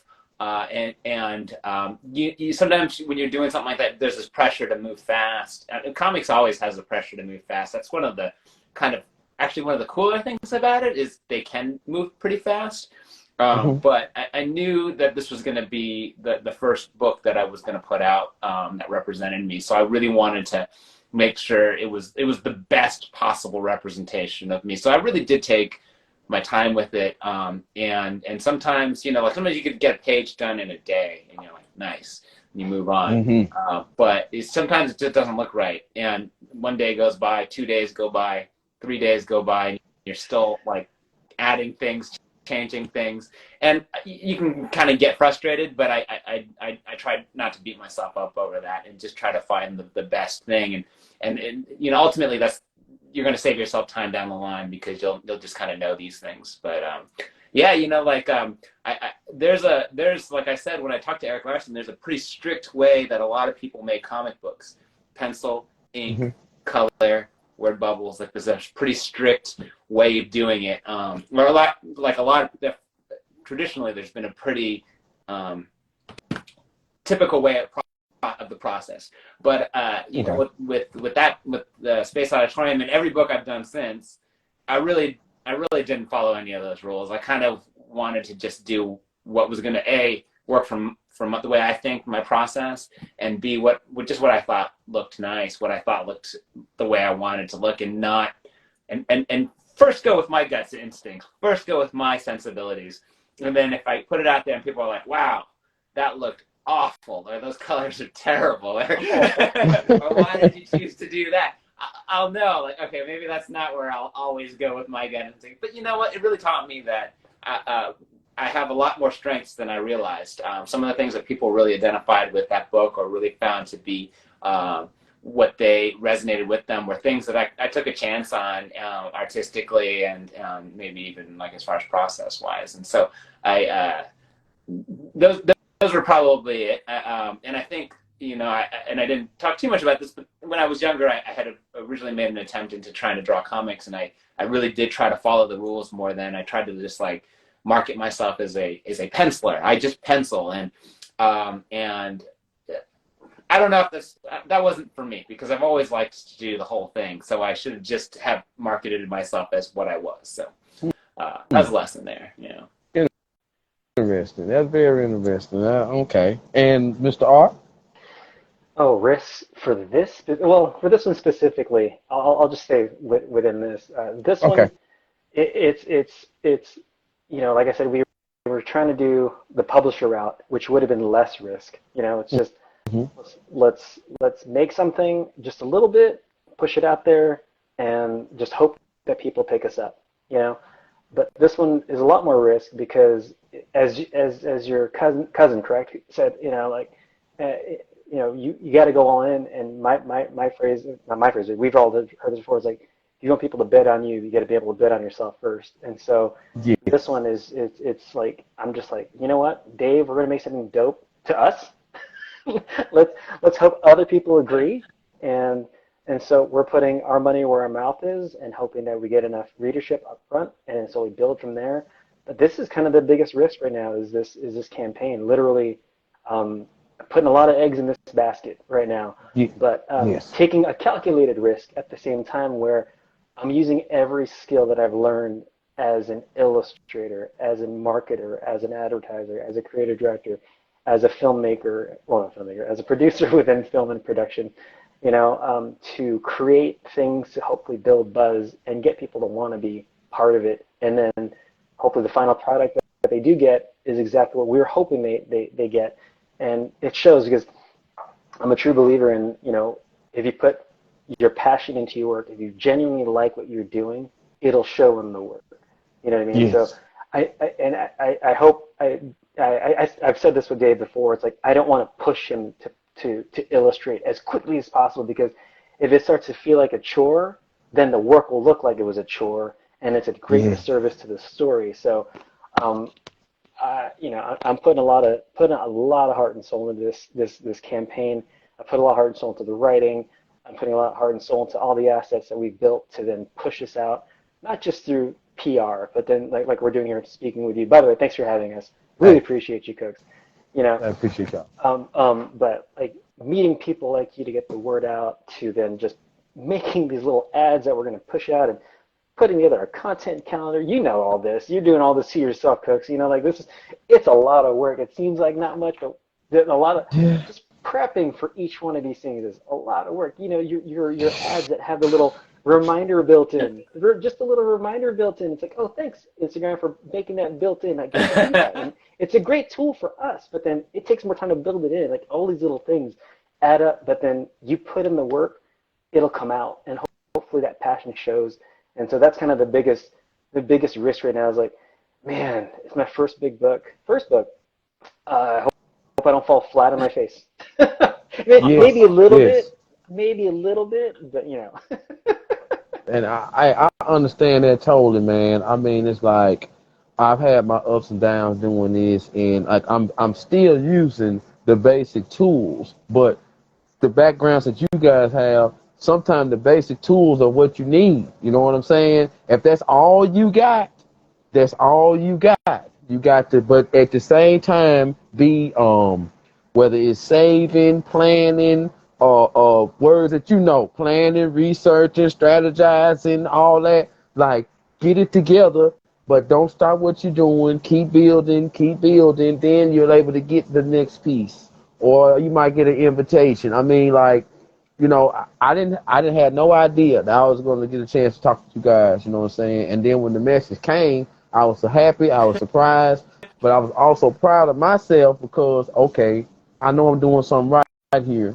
You know what I'm saying? Because for me to be suggested, or for a suggestion to even be in the air to speak with these people because they got something new dropping and they want to spread the word, get the word out there, and et cetera, et cetera. So it's like, okay, have fun with it, but take yourself seriously, though. You know what I'm saying?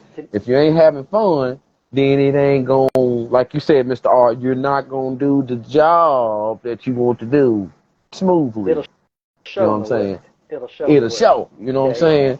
And I definitely prayed this year that I was like, yo, man, I want to do interview every week, 2-3 a week. And now it's like, I was like, yo, man, I got to get some sleep. I got to go to sleep early so I can be ready. I asked for it, though. Ain't no complaining because I asked for it. You know what I'm saying? I got a couple questions for you. Is that all right? What's up? Come on with it. Hey, so like I was looking through your catalog of YouTube. You've got so many eclectic, different, interesting interviews. One, how did you land them? And was this the goal? What is the goal? And like, how did you get into this? Like, you have so much content, man. Like, how did this happen? Give us a genesis of Always Cooks. You know what I mean? Like, give us the genesis of this. How did this happen? What made you start it? I need to know. Tell me. I rarely ever get asked questions, so it's like I almost get shy a little bit. So excuse the smile. I rarely get I'm genuinely asked. interested. Like this, But you got a lot of stuff, and Yeah, I it's noticed just that like too. it's different in a good way. And Yeah. I want to know like what got you to go, let me do this, and how did you like you got a lot of really cool stuff. Like, how'd that happen? oh man, to be honest with you, man, I have to really give the like I'm a grandma's boy. So I grew up under my grandma. You know, my mama was there. You know, my papa was a Rolling Stone, but mama was there. But Big Mama, I call my, Big Mama. That's why I call my grandma. Big Mama was always there. And one thing that she always did was take me to visit everybody in the family. You know what I'm saying? She always had this thing about if your cousins is around, go see about them because you never know when you might need them, when they might need you. So go see your folks. I took that to school with me, so it was like I was cool with all my schoolmates. I didn't know nothing about race. I didn't know nothing about white, black, nothing. Them, that's my friend. That's my buddy. Right. That's my partner. I want to share my lunch money with them. They couldn't get the juice. They couldn't get the milk, so I share with them. Mama get mad. I ain't going to work for them. I'm going to work for you. You know what I'm saying? And I didn't, it didn't bang in my head. Then as I got older, hip hop, watching all the comedy shows that came on TV and memorizing them, and didn't go to church one Sunday, so I get to watch all the replays on the little channels. When I grew up, we weren't poor, but we didn't have what everybody else had. Like if we wasn't rich, but we was content with how we live. I learned how to live off the land. I'm a people person. My first speech ever in life was a DARE speech, Drugs Awareness Resistance Education. And I got a standing ovation, and my grandma and my stepdad was out there, God rest their souls, and they told me how good of a job I did. I took that, me and my cousins, we created a rap crew. And we definitely had a sound differently from anyone else, but it was just we, as a collective, didn't stick with it. And egos got in the way, and people had kids, and people had to get jobs because the streets just wasn't doing it for some. 2 or 3 did good on the street, 2 or 3 didn't do good, 1 or 2 went to jail. So it's time for me, Cookie, to get a job. It's time for Cooks to get a job. My daughter was born in 2000, and I didn't have $2 to rub together at that moment because I thought I could be a hustler. I thought I could be a rapper. I thought that my speech could get me somewhere, and I wasn't putting no push behind it. So I thought about, man, I watch a lot of Letterman. I watch a lot of Arsenio. I watch a lot of, not Oprah, but I watched everybody else before Oprah. You know what I'm saying? Like I always watch TV shows that did a lot of talking and laughing. Bob Barker, he was one of my boys. You know what I'm saying? Because he could get up there and you forget you at the prices right. That's what he do. Pat Sajak and them on Wheel of Fortune, and my boy from Jeopardy. It's just the way that they held themselves. Then I always used to be curious about the people on the news, like they get to talking and you know what I'm saying? I'm like, man, how do they know all this stuff? Like what, you know what I'm saying? Like how do they know this? And then just my mind. Then one day, gone past all that, and I was wondering about getting into podcasting. And so I was like, how does it work? A couple of good friends of mine around here, I mentioned it to them. They was like, what is a podcast? What is a podcast? I'm like, what do you mean, what is a podcast? Everybody know what a podcast is. What you mean?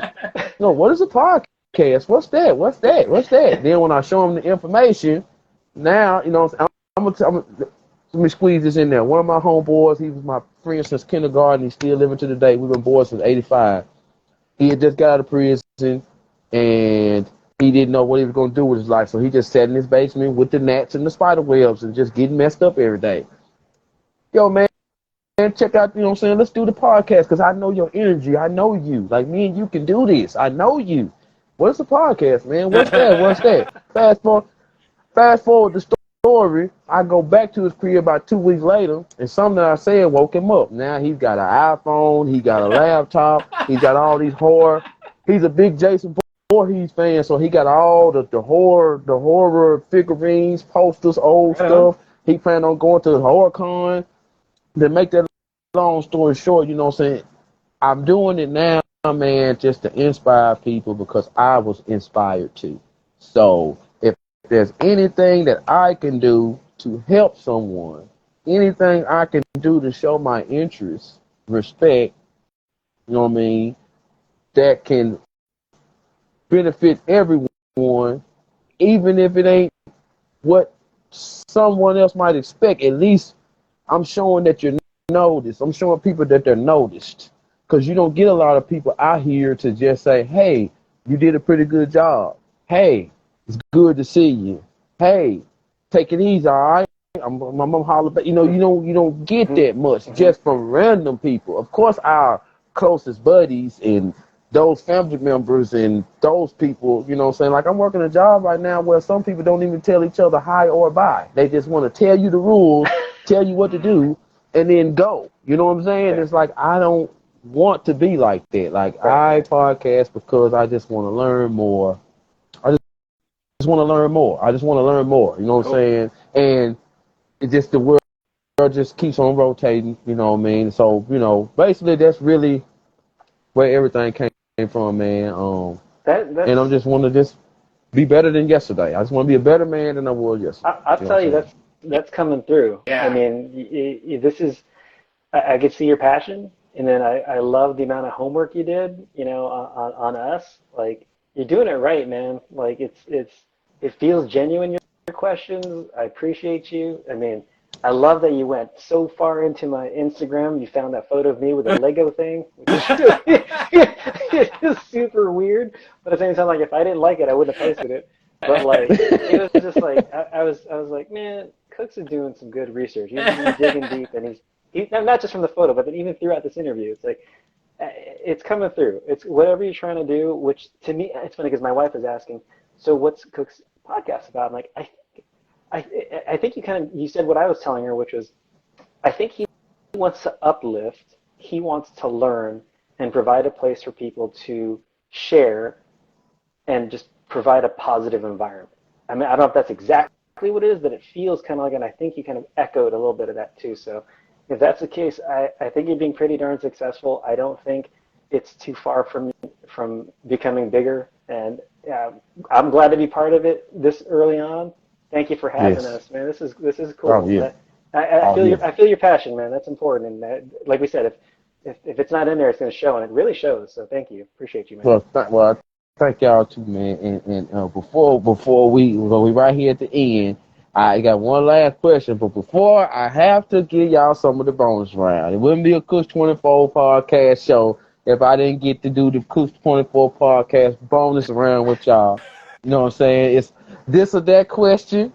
Pick one if you like it. If you don't like now one, don't pick now. Whichever one you like the best, you pick. And I want to play this game with Dave and Art. So, would y'all mind just a little short few moments, if y'all don't mind? Of course. Sounds good. Okay, and then we're gonna say, cause I know I have held y'all for a little while. I'm sorry, but this is nice. I like to talk. Okay, cause I like to talk. Hold on. Let me say it right. Hold. Let me say it right. I might talk fast, but I want y'all to take your time. That's what I'm trying to say. See what I'm saying? That's what I'm trying to say. I don't like to rush. So here we go. Boom. All right. Starting out. Which one do you prefer, pen or pencil? Pencil, 100%. Okay. I say pen. No, pencil. Yeah. Pencil? Okay. And people in the chat, y'all can play along too. So we want to see y'all answers too as well. All right. Answer right away. Sir. Answer right away, like rapid fire. I mean, if you, yeah, rapid fire, however you want to, whichever you want. Okay, so here we go. A rainy day or a snowy day? Snowy. Oh yeah, snowy. Because we're in California, we like never get that. And as a snowboarder, like, I can't wait to get in the snow. Mm. And I lived in the East Coast where I know it snowed, and everybody said that you loved it because you didn't have to shovel it. Yeah, I didn't have to shovel it, but I loved it. We're also coming off like 2 weeks of like some serious rain, so I'm like, we're all flooded. I'm in a boat right now. I've been, you know what? And that, okay, here we go. North Cal or South Cal? Southern. Ooh. You're from both. You're from both, Dave. You live down here and now you live up there. Yeah, you're gonna upset both sides. NorCal's always been home to me. I love SoCal. Don't get me wrong, but NorCal's home. Okay. Are you more of a teacher or are you more of a learner? Learner. Yeah, I'm always a student. I'm always a student. I'd like to say I'm always a student, but I love to pass on to those who don't have access as much as possible because I didn't have access. So as much as I can give back, I'll give back. All right, I'll take that. Okay. I'll grab the last part of your answer too. Okay. I like that. Comic shop or Comic Con? Con. Sorry. Okay. You got a lot of comic shops in there. I've been to some good comic shops, but a good Comic Con is just like everything there. You just so I call Comic Con, specific to San Diego's, my nerd pride parade. Like I will let my nerd hang out all day and just I'm with my nerd friends and we're just nerding it up. Like, amongst nerds, just everywhere. Man, hey, I'm right with y'all. And you know this. People go, oh, you're going to Comic Con? Are you going to dress up? And then they come to you later. Hey man, how do I get tickets? Get out of here. They all want to go. Hey, I just want to add in, when I go to Comic Con, I'm taking pictures with everybody I can. From kids to babies. I love it. IG or Twitter? Instagram. Yeah, Instagram for me too. I haven't really touched the Twitter. Yeah. Twitter can get rough sometimes too. Yeah, you already know. Okay. Health food or junk food? You want to answer first? I'm a snacker. I can't though. You know, it's like a trick question. I want to say snacks, but my body's like, no, you don't. You can't say that anymore. Shut up, snacks. Okay, so when we all hit our 40s, it's changed, right? Yeah. It's changed. Yeah. I have an 80-20 rule. Like 80% of the time, I'm kind of vegetarian. 20% of the time, I'll eat every meat in the world. So that's kind of where I'm at. I'm with you. Okay. Okay. So final answer is the junk food. Yeah, I was going to say junk food. Okay. Just want to make sure. Okay. Here go two very interesting ones for you. Mary Jane or Lois Lane? Ooh. I'll say Lois because I only smoke like 3 times in my life and my body does not respond well. I have nothing against it. Just I have friends that doesn't bother me. It's just not for me. Understood. Plenty of friends who do it. What about you, Miss Day? Oh, I think I'm only gonna say Mary Jane because I'm more of a Spider-Man kind of guy. Oh shoot! Where did I go? Wait! It's all right. Wait! You were like, yeah, Mary Jane. Wait. Oh, no. Then if that's the case, Spider-Man for sure. I thought you meant this or comics. You notice how I agreed with you and just kept going because I kind of knew and I was like, you're a professional. Cooks is a professional. He was like, dude, that's what I meant. Hold on. I thought you meant comic books or the other thing. I was like, I'm fine with it though, cause like I'm a what you call it? I contribute, so I'm fine with it. Recreational, safety, you know. Hey, we're in California. It's all good out here. You know what I'm saying? I got to get out there, man. And from what I've heard, it's better out here. Yes, I got to get there. I'm getting there too. Well, I get here we go. But that was a good one though. That was a good one though. Look me up when you get out here. Man, you already know. Y'all make me happy, man. I ain't gonna lie. Star Wars or Star Trek? Star Wars. Okay. Star Wars. I'm a flashy guy. I like the flash. You know, I love Star Trek, but I like the flashiness of Star Wars. Always did. Gotcha. Yeah, mine is purely. How's this? I didn't watch Star Wars like the original 3, 4, 5, 6 until like I was 22. My roommates, my friends gave me all crap. They're like, how are you in this industry and not watch Star Wars? And then, yeah, look at Dave's face.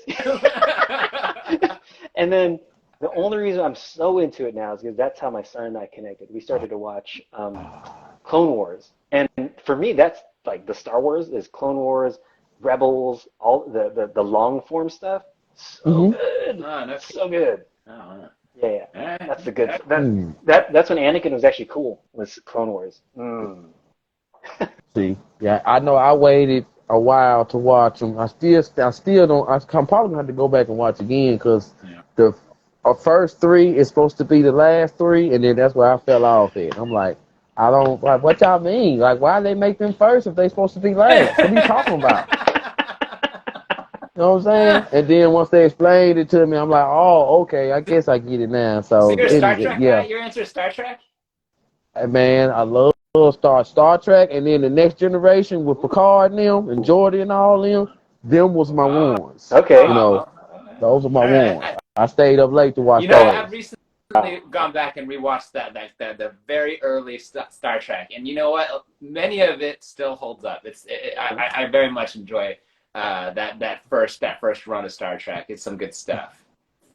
Yes, sir. Yes, sir. Oh, which one do you prefer, a comic or a novel? Ooh. Depends on my For mood. reading Right now, I'm purpose. reading a lot of novels because Oh. and I do like don't. I mean, obviously, I make comic books. This is not in any way a cut against comics. It's like though when you make comics all the time and you read comics, sometimes it how someone else draws something or does something gets into your head, and it can alter your style a little bit. And I don't say that's the reason I'm not, but I do try to be very conscious of that, and so that's one reason.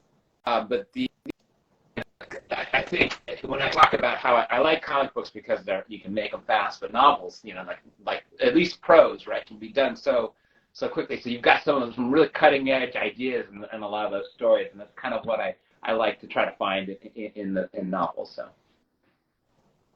Okay. Mr. Art? Oh man, I'll say comics because that's what I'm currently reading. But I agree with Dave. It's just something about just letting the story take over in a prose like novel. That's really amazing. Just we have 26 letters in our alphabet, and how you arrange them can alter history. You know what I mean?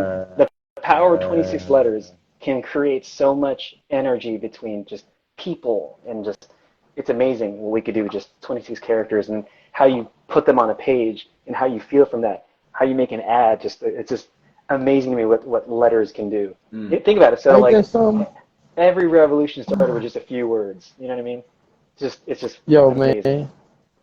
Man. You know what? When you said that, I'm just sitting there thinking to myself, I wonder how many people in the world right now, this week, have thought about, man, only 26 letters make all this stuff that we looking at every day. Yeah. Ain't that's and cause the amount of emotion that we have. Yeah. That is crazy, man. Yeah. Yo. So that helped me segment into this one right here. Which one is stronger in your opinions, words or actions? Actions. Oh, wow, look at that. 100%. I mean, yeah. What was it I always tell my kids? You can't control anybody but yourself. So as much as something might happen out there, you can't convince somebody of something else. The only thing you can control is your own reaction and action. And then if some people think a certain thing about you, you can't fix that. You can only show who you are by how you do things. So, yeah, actions for sure. Okay. Mr. Dave, same for you? Yeah, totally. Okay. Which one is stronger in your opinion, regret or doubt? Oh, I know. I mean, I'll let you go first, Dave. Oh, I'm still thinking. So if you have your answer, you go. Okay, That's a good question. I'll say doubt. I'd rather regret and say that I tried than doubt, because doubt will get in the way from me trying and failing or succeeding. Where if I regret it, at least I know I tried. You know what I mean? I'd rather take the risk and regret and go crap, but at least I tried and hopefully learned. You know, hopefully it's followed by learning. The only way, yes, sir. only failing is good as if you learn from it. Doubt will Right. just make you stay in one place. I'd rather not stay in place. I'd rather keep moving forward. Hopefully forward. Right. Yeah, I'm that with totally you. makes a I'm ton with of you. sense. Doubt is what kind of keeps you from action, which keeps you from moving forward, which keeps you from growing. So, I mean, regret is inevitable when you do that. So you can't be afraid of it. True. Okay. Which one better suits you when you're dealing with the world, making decisions? Logic or emotion? I'm dealing with the world. Whether I wish I you could know go what with I mean? logic. I'm an emotional dude, though. Right? Yeah. Is that a Virgo thing? Like it I gets think so. Yeah, we had the initial reaction, but I think we then go, hold on, let's get some facts. I think that's how it is. Like, is my gut right? You know what I mean? And then the question is, am I finding the responses so I could confirm my gut, or am I actually finding the right answers? exactly. Yeah. We on the money. We on the money. And what about you, Mr. Dave? Yeah. Well, I guess yeah. I mean, I like to. So the question is like, how do you approach the world with logic or with emotion? Logical emotion, like Yeah. when you're making decisions, Logic is the logical answer to me, but I'll admit I think emotion does play a part on me. I think that's what I struggle with a lot, is trying to make sure that I'm not letting it guide me, because I think left to my own devices, I do. I have to fight that. Okay.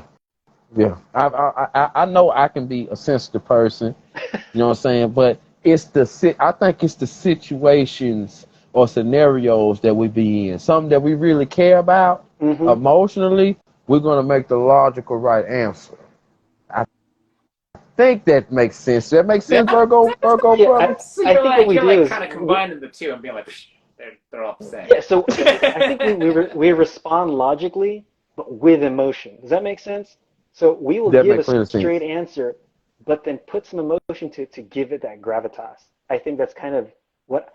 Talk to my wife. I know she knows that. I tend to go like, here's why and why. True. I'm with you on that. Okay. I'm with you on that. For fun right here, Nintendo or Sega? Ooh, Nintendo. Nintendo. I, Yeah.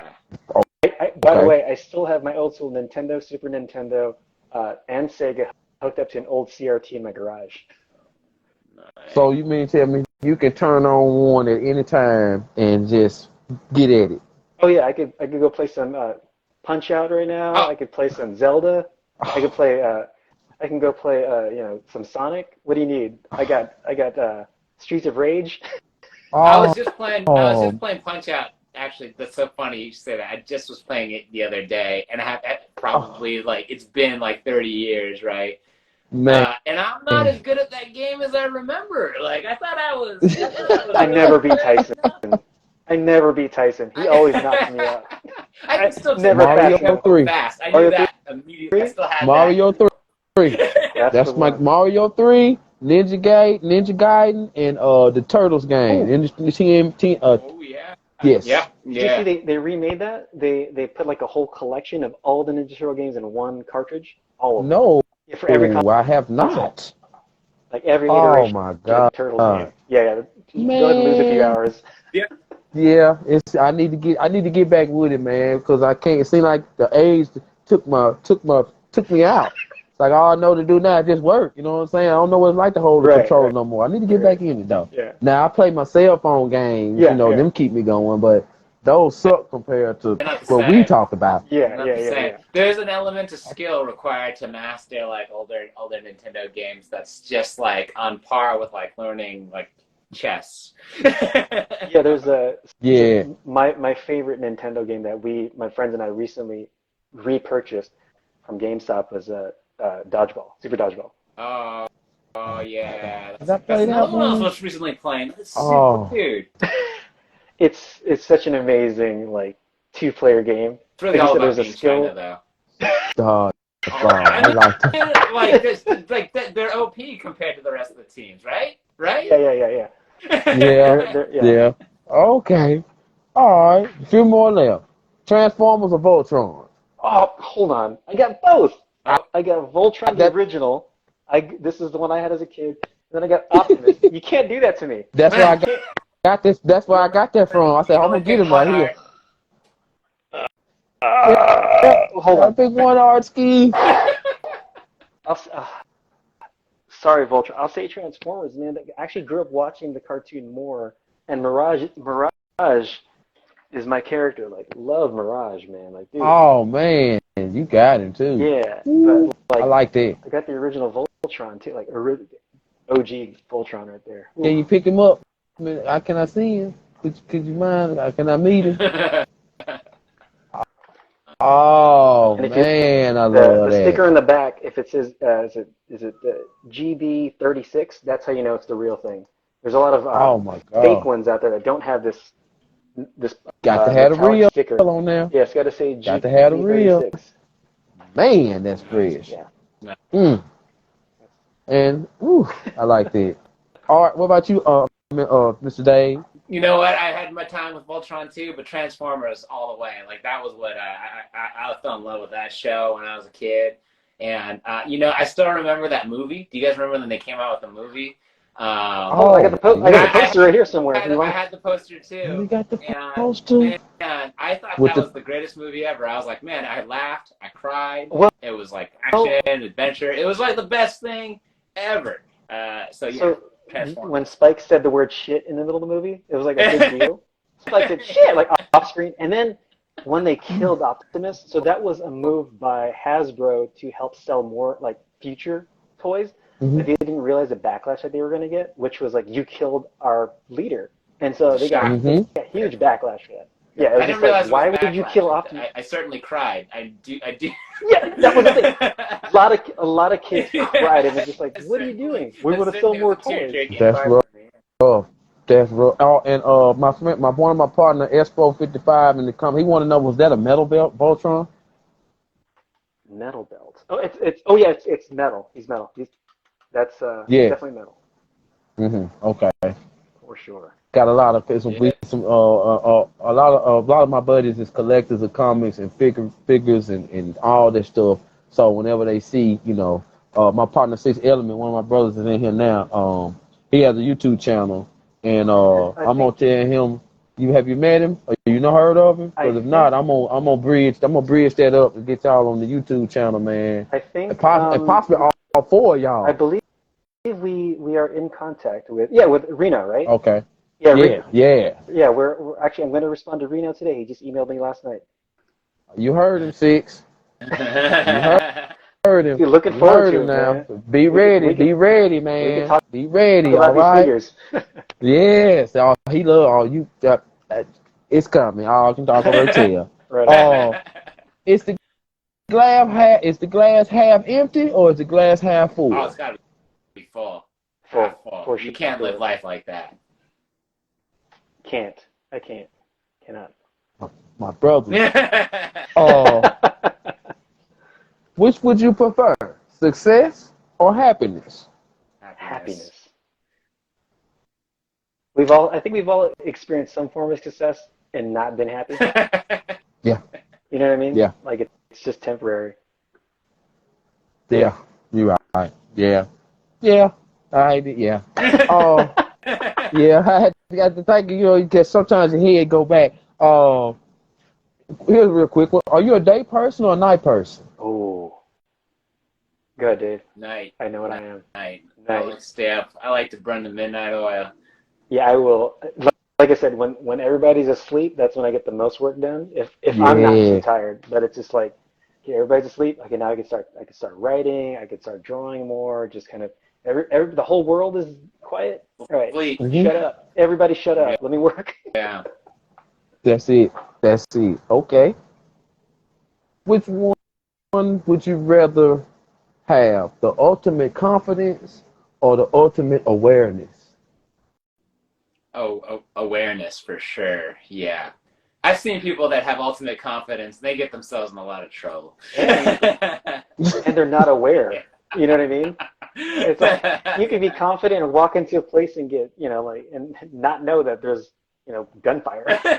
Exactly. Exactly. Exactly. Yeah. Exactly. And we've all Okay. seen Okay. UFC fights where there's confidence that didn't lead you to the right place. Yes. Sometimes they didn't make it past the weigh-in. Right. Exactly. I know exactly what you're talking about. Okay. Would you rather have the ultimate passion or the ultimate stability? Oh, passion all the time. Passion. I don't think I have a choice on that one. Yeah, I think as creatives, the three of us here, the other one doesn't. I mean, I'm stable in knowing that I'm passionate. Yes. Yes. Yes. Yes. Okay.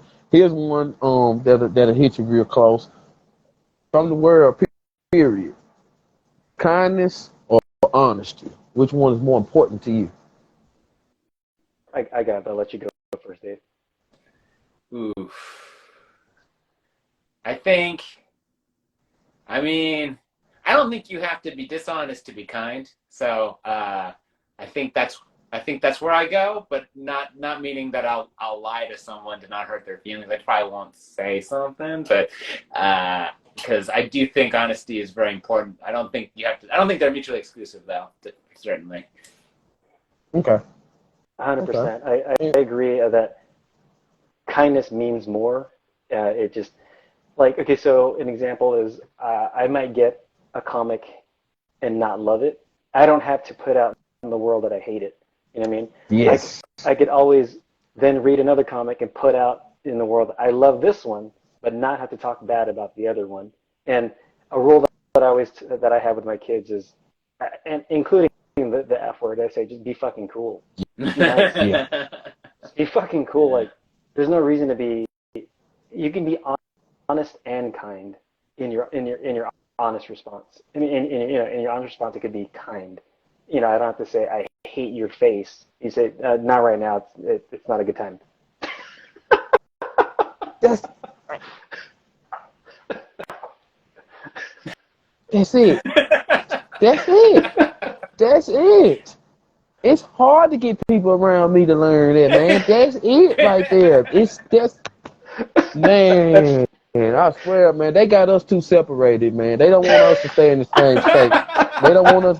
Now I understand what California.INC mean now. Now I got it now. Yeah. That's man. That's man. Hey, Dave, when's the next convention when we go to Alabama? I don't know. When's Comic-Con Alabama happening? Oh, for real? Yeah, is there something out there we don't know about? Is there a convention we don't know about? Yeah, we be having.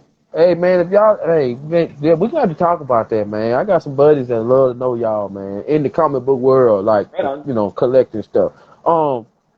Respect or loyalty? Say it again. Respect or loyalty? Which one is more important to you? Oh, respect. I think respect as well. I'd have to say, Yeah, I think as parents, I'd rather be respected than feared. I've also met some people that have a little bit of blind loyalty that I don't always feel is a good thing. Even though I like loyalty is a good trait, but sometimes I feel like sometimes you got to cut your losses if it's not warranted. So. Yeah. True. That was, and I think for the last one I'll ask you. But I wrote a bunch of them down, but because to match y'all, you know what I'm saying, to match this here, you know what I'm saying. So I think for the last one, I just make it an easy one, man, because the respect and loyalty is the ones like that is the ones that I really like to hear too, because it give a personal side of you that people that follow you can follow. But simple and plain, Batman or Superman? Who's your boy? Oh, I got that one easy. Yeah. Go ahead. Go.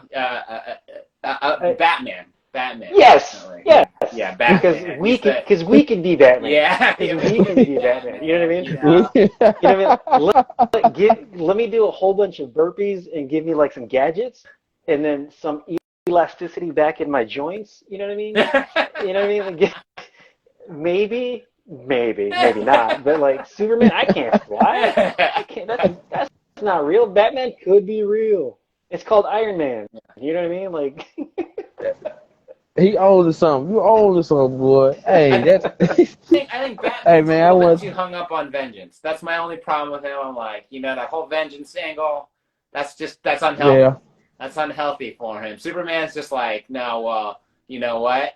I love my fellow man, even though he's not human. But like this is altruistic, which I guess if you believe that is more commendable than someone who's just hell bent on vengeance. But as far as entertainment goes, I think that's what I like about Batman what? too. He's a little bit like inside you want to just go like,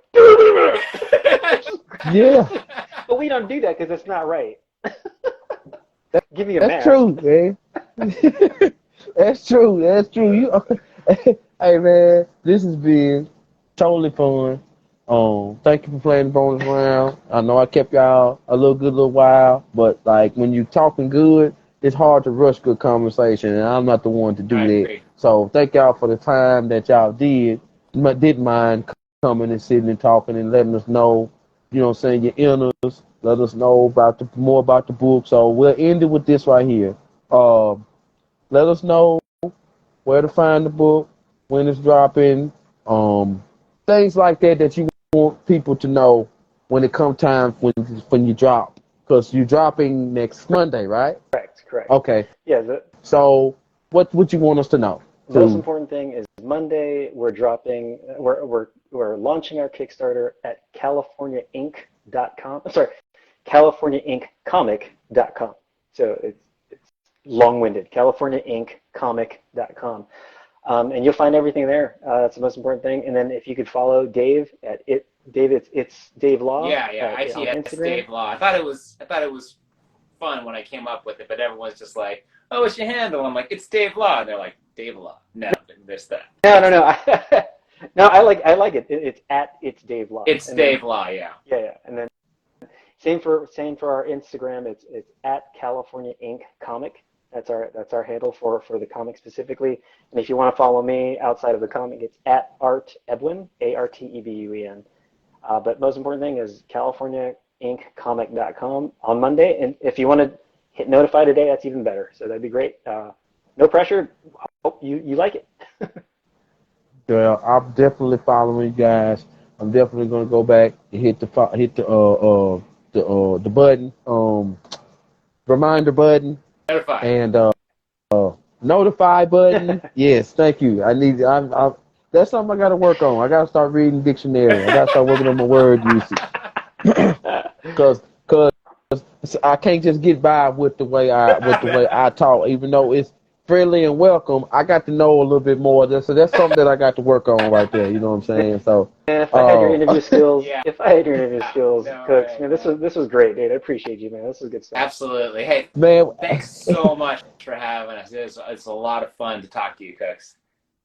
Man, thank y'all too, man. I just try to make sure that you're comfortable, make sure that people are comfortable. I talk to you like I already know you. By the time we get done talking, I'm gonna know you and you're gonna know me. And the best part about it is I made 2 new friends. Y'all got a new friend. Y'all got a homeboy that if you say, hey man, share this for me so people in Alabama can see it.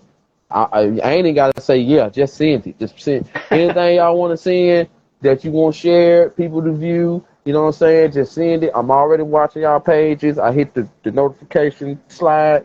So when y'all post something, if California Inc. page post something, I'm gonna see it. I'm gonna repost. I'm gonna reshare it. And just that's awesome. Because it's support. It's all about support. Support doesn't mean what some people think it means. You know what I'm saying? Sometimes just a share, just a like, or just say what's up in the comments, just out of nowhere though. It might be a Sunday morning, 10 o'clock in the morning. Oh man, Cook done said something to me. You know what I'm saying? We did the interview about 3 months ago, but he's still talking to me. That's just the type of dude I am. You know what I'm saying? So other than that, man, hey man, ain't gonna hold y'all no longer. Shout out to Comic Crusaders and Al Mega for planting the seed for this interview, man. Salute to that brother right there. And salute to Art, salute to Dave, salute to everybody on the team, you too, what they do, and salute to CaliforniaInc.com, California Inc. Comic. Hold on, I said that wrong. California Inc. Comic on Instagram and Mr. Art Ubin, CaliforniaInc.com. I can't read. You No. say it so California Inc. fast. Comic. It's my fault. I made it too long. CaliforniaIncComic.com. CaliforniaIncComic.com. Like Please, everyone incorporated too. follow. The ink is in like. Incorporate. Yeah. See, I'm bad. You know what? I'm country. You know what I was saying? California.INC. Because I knew it stood for incorporated. So I was just like, California.INC. Like ENT. You know, like entertainment.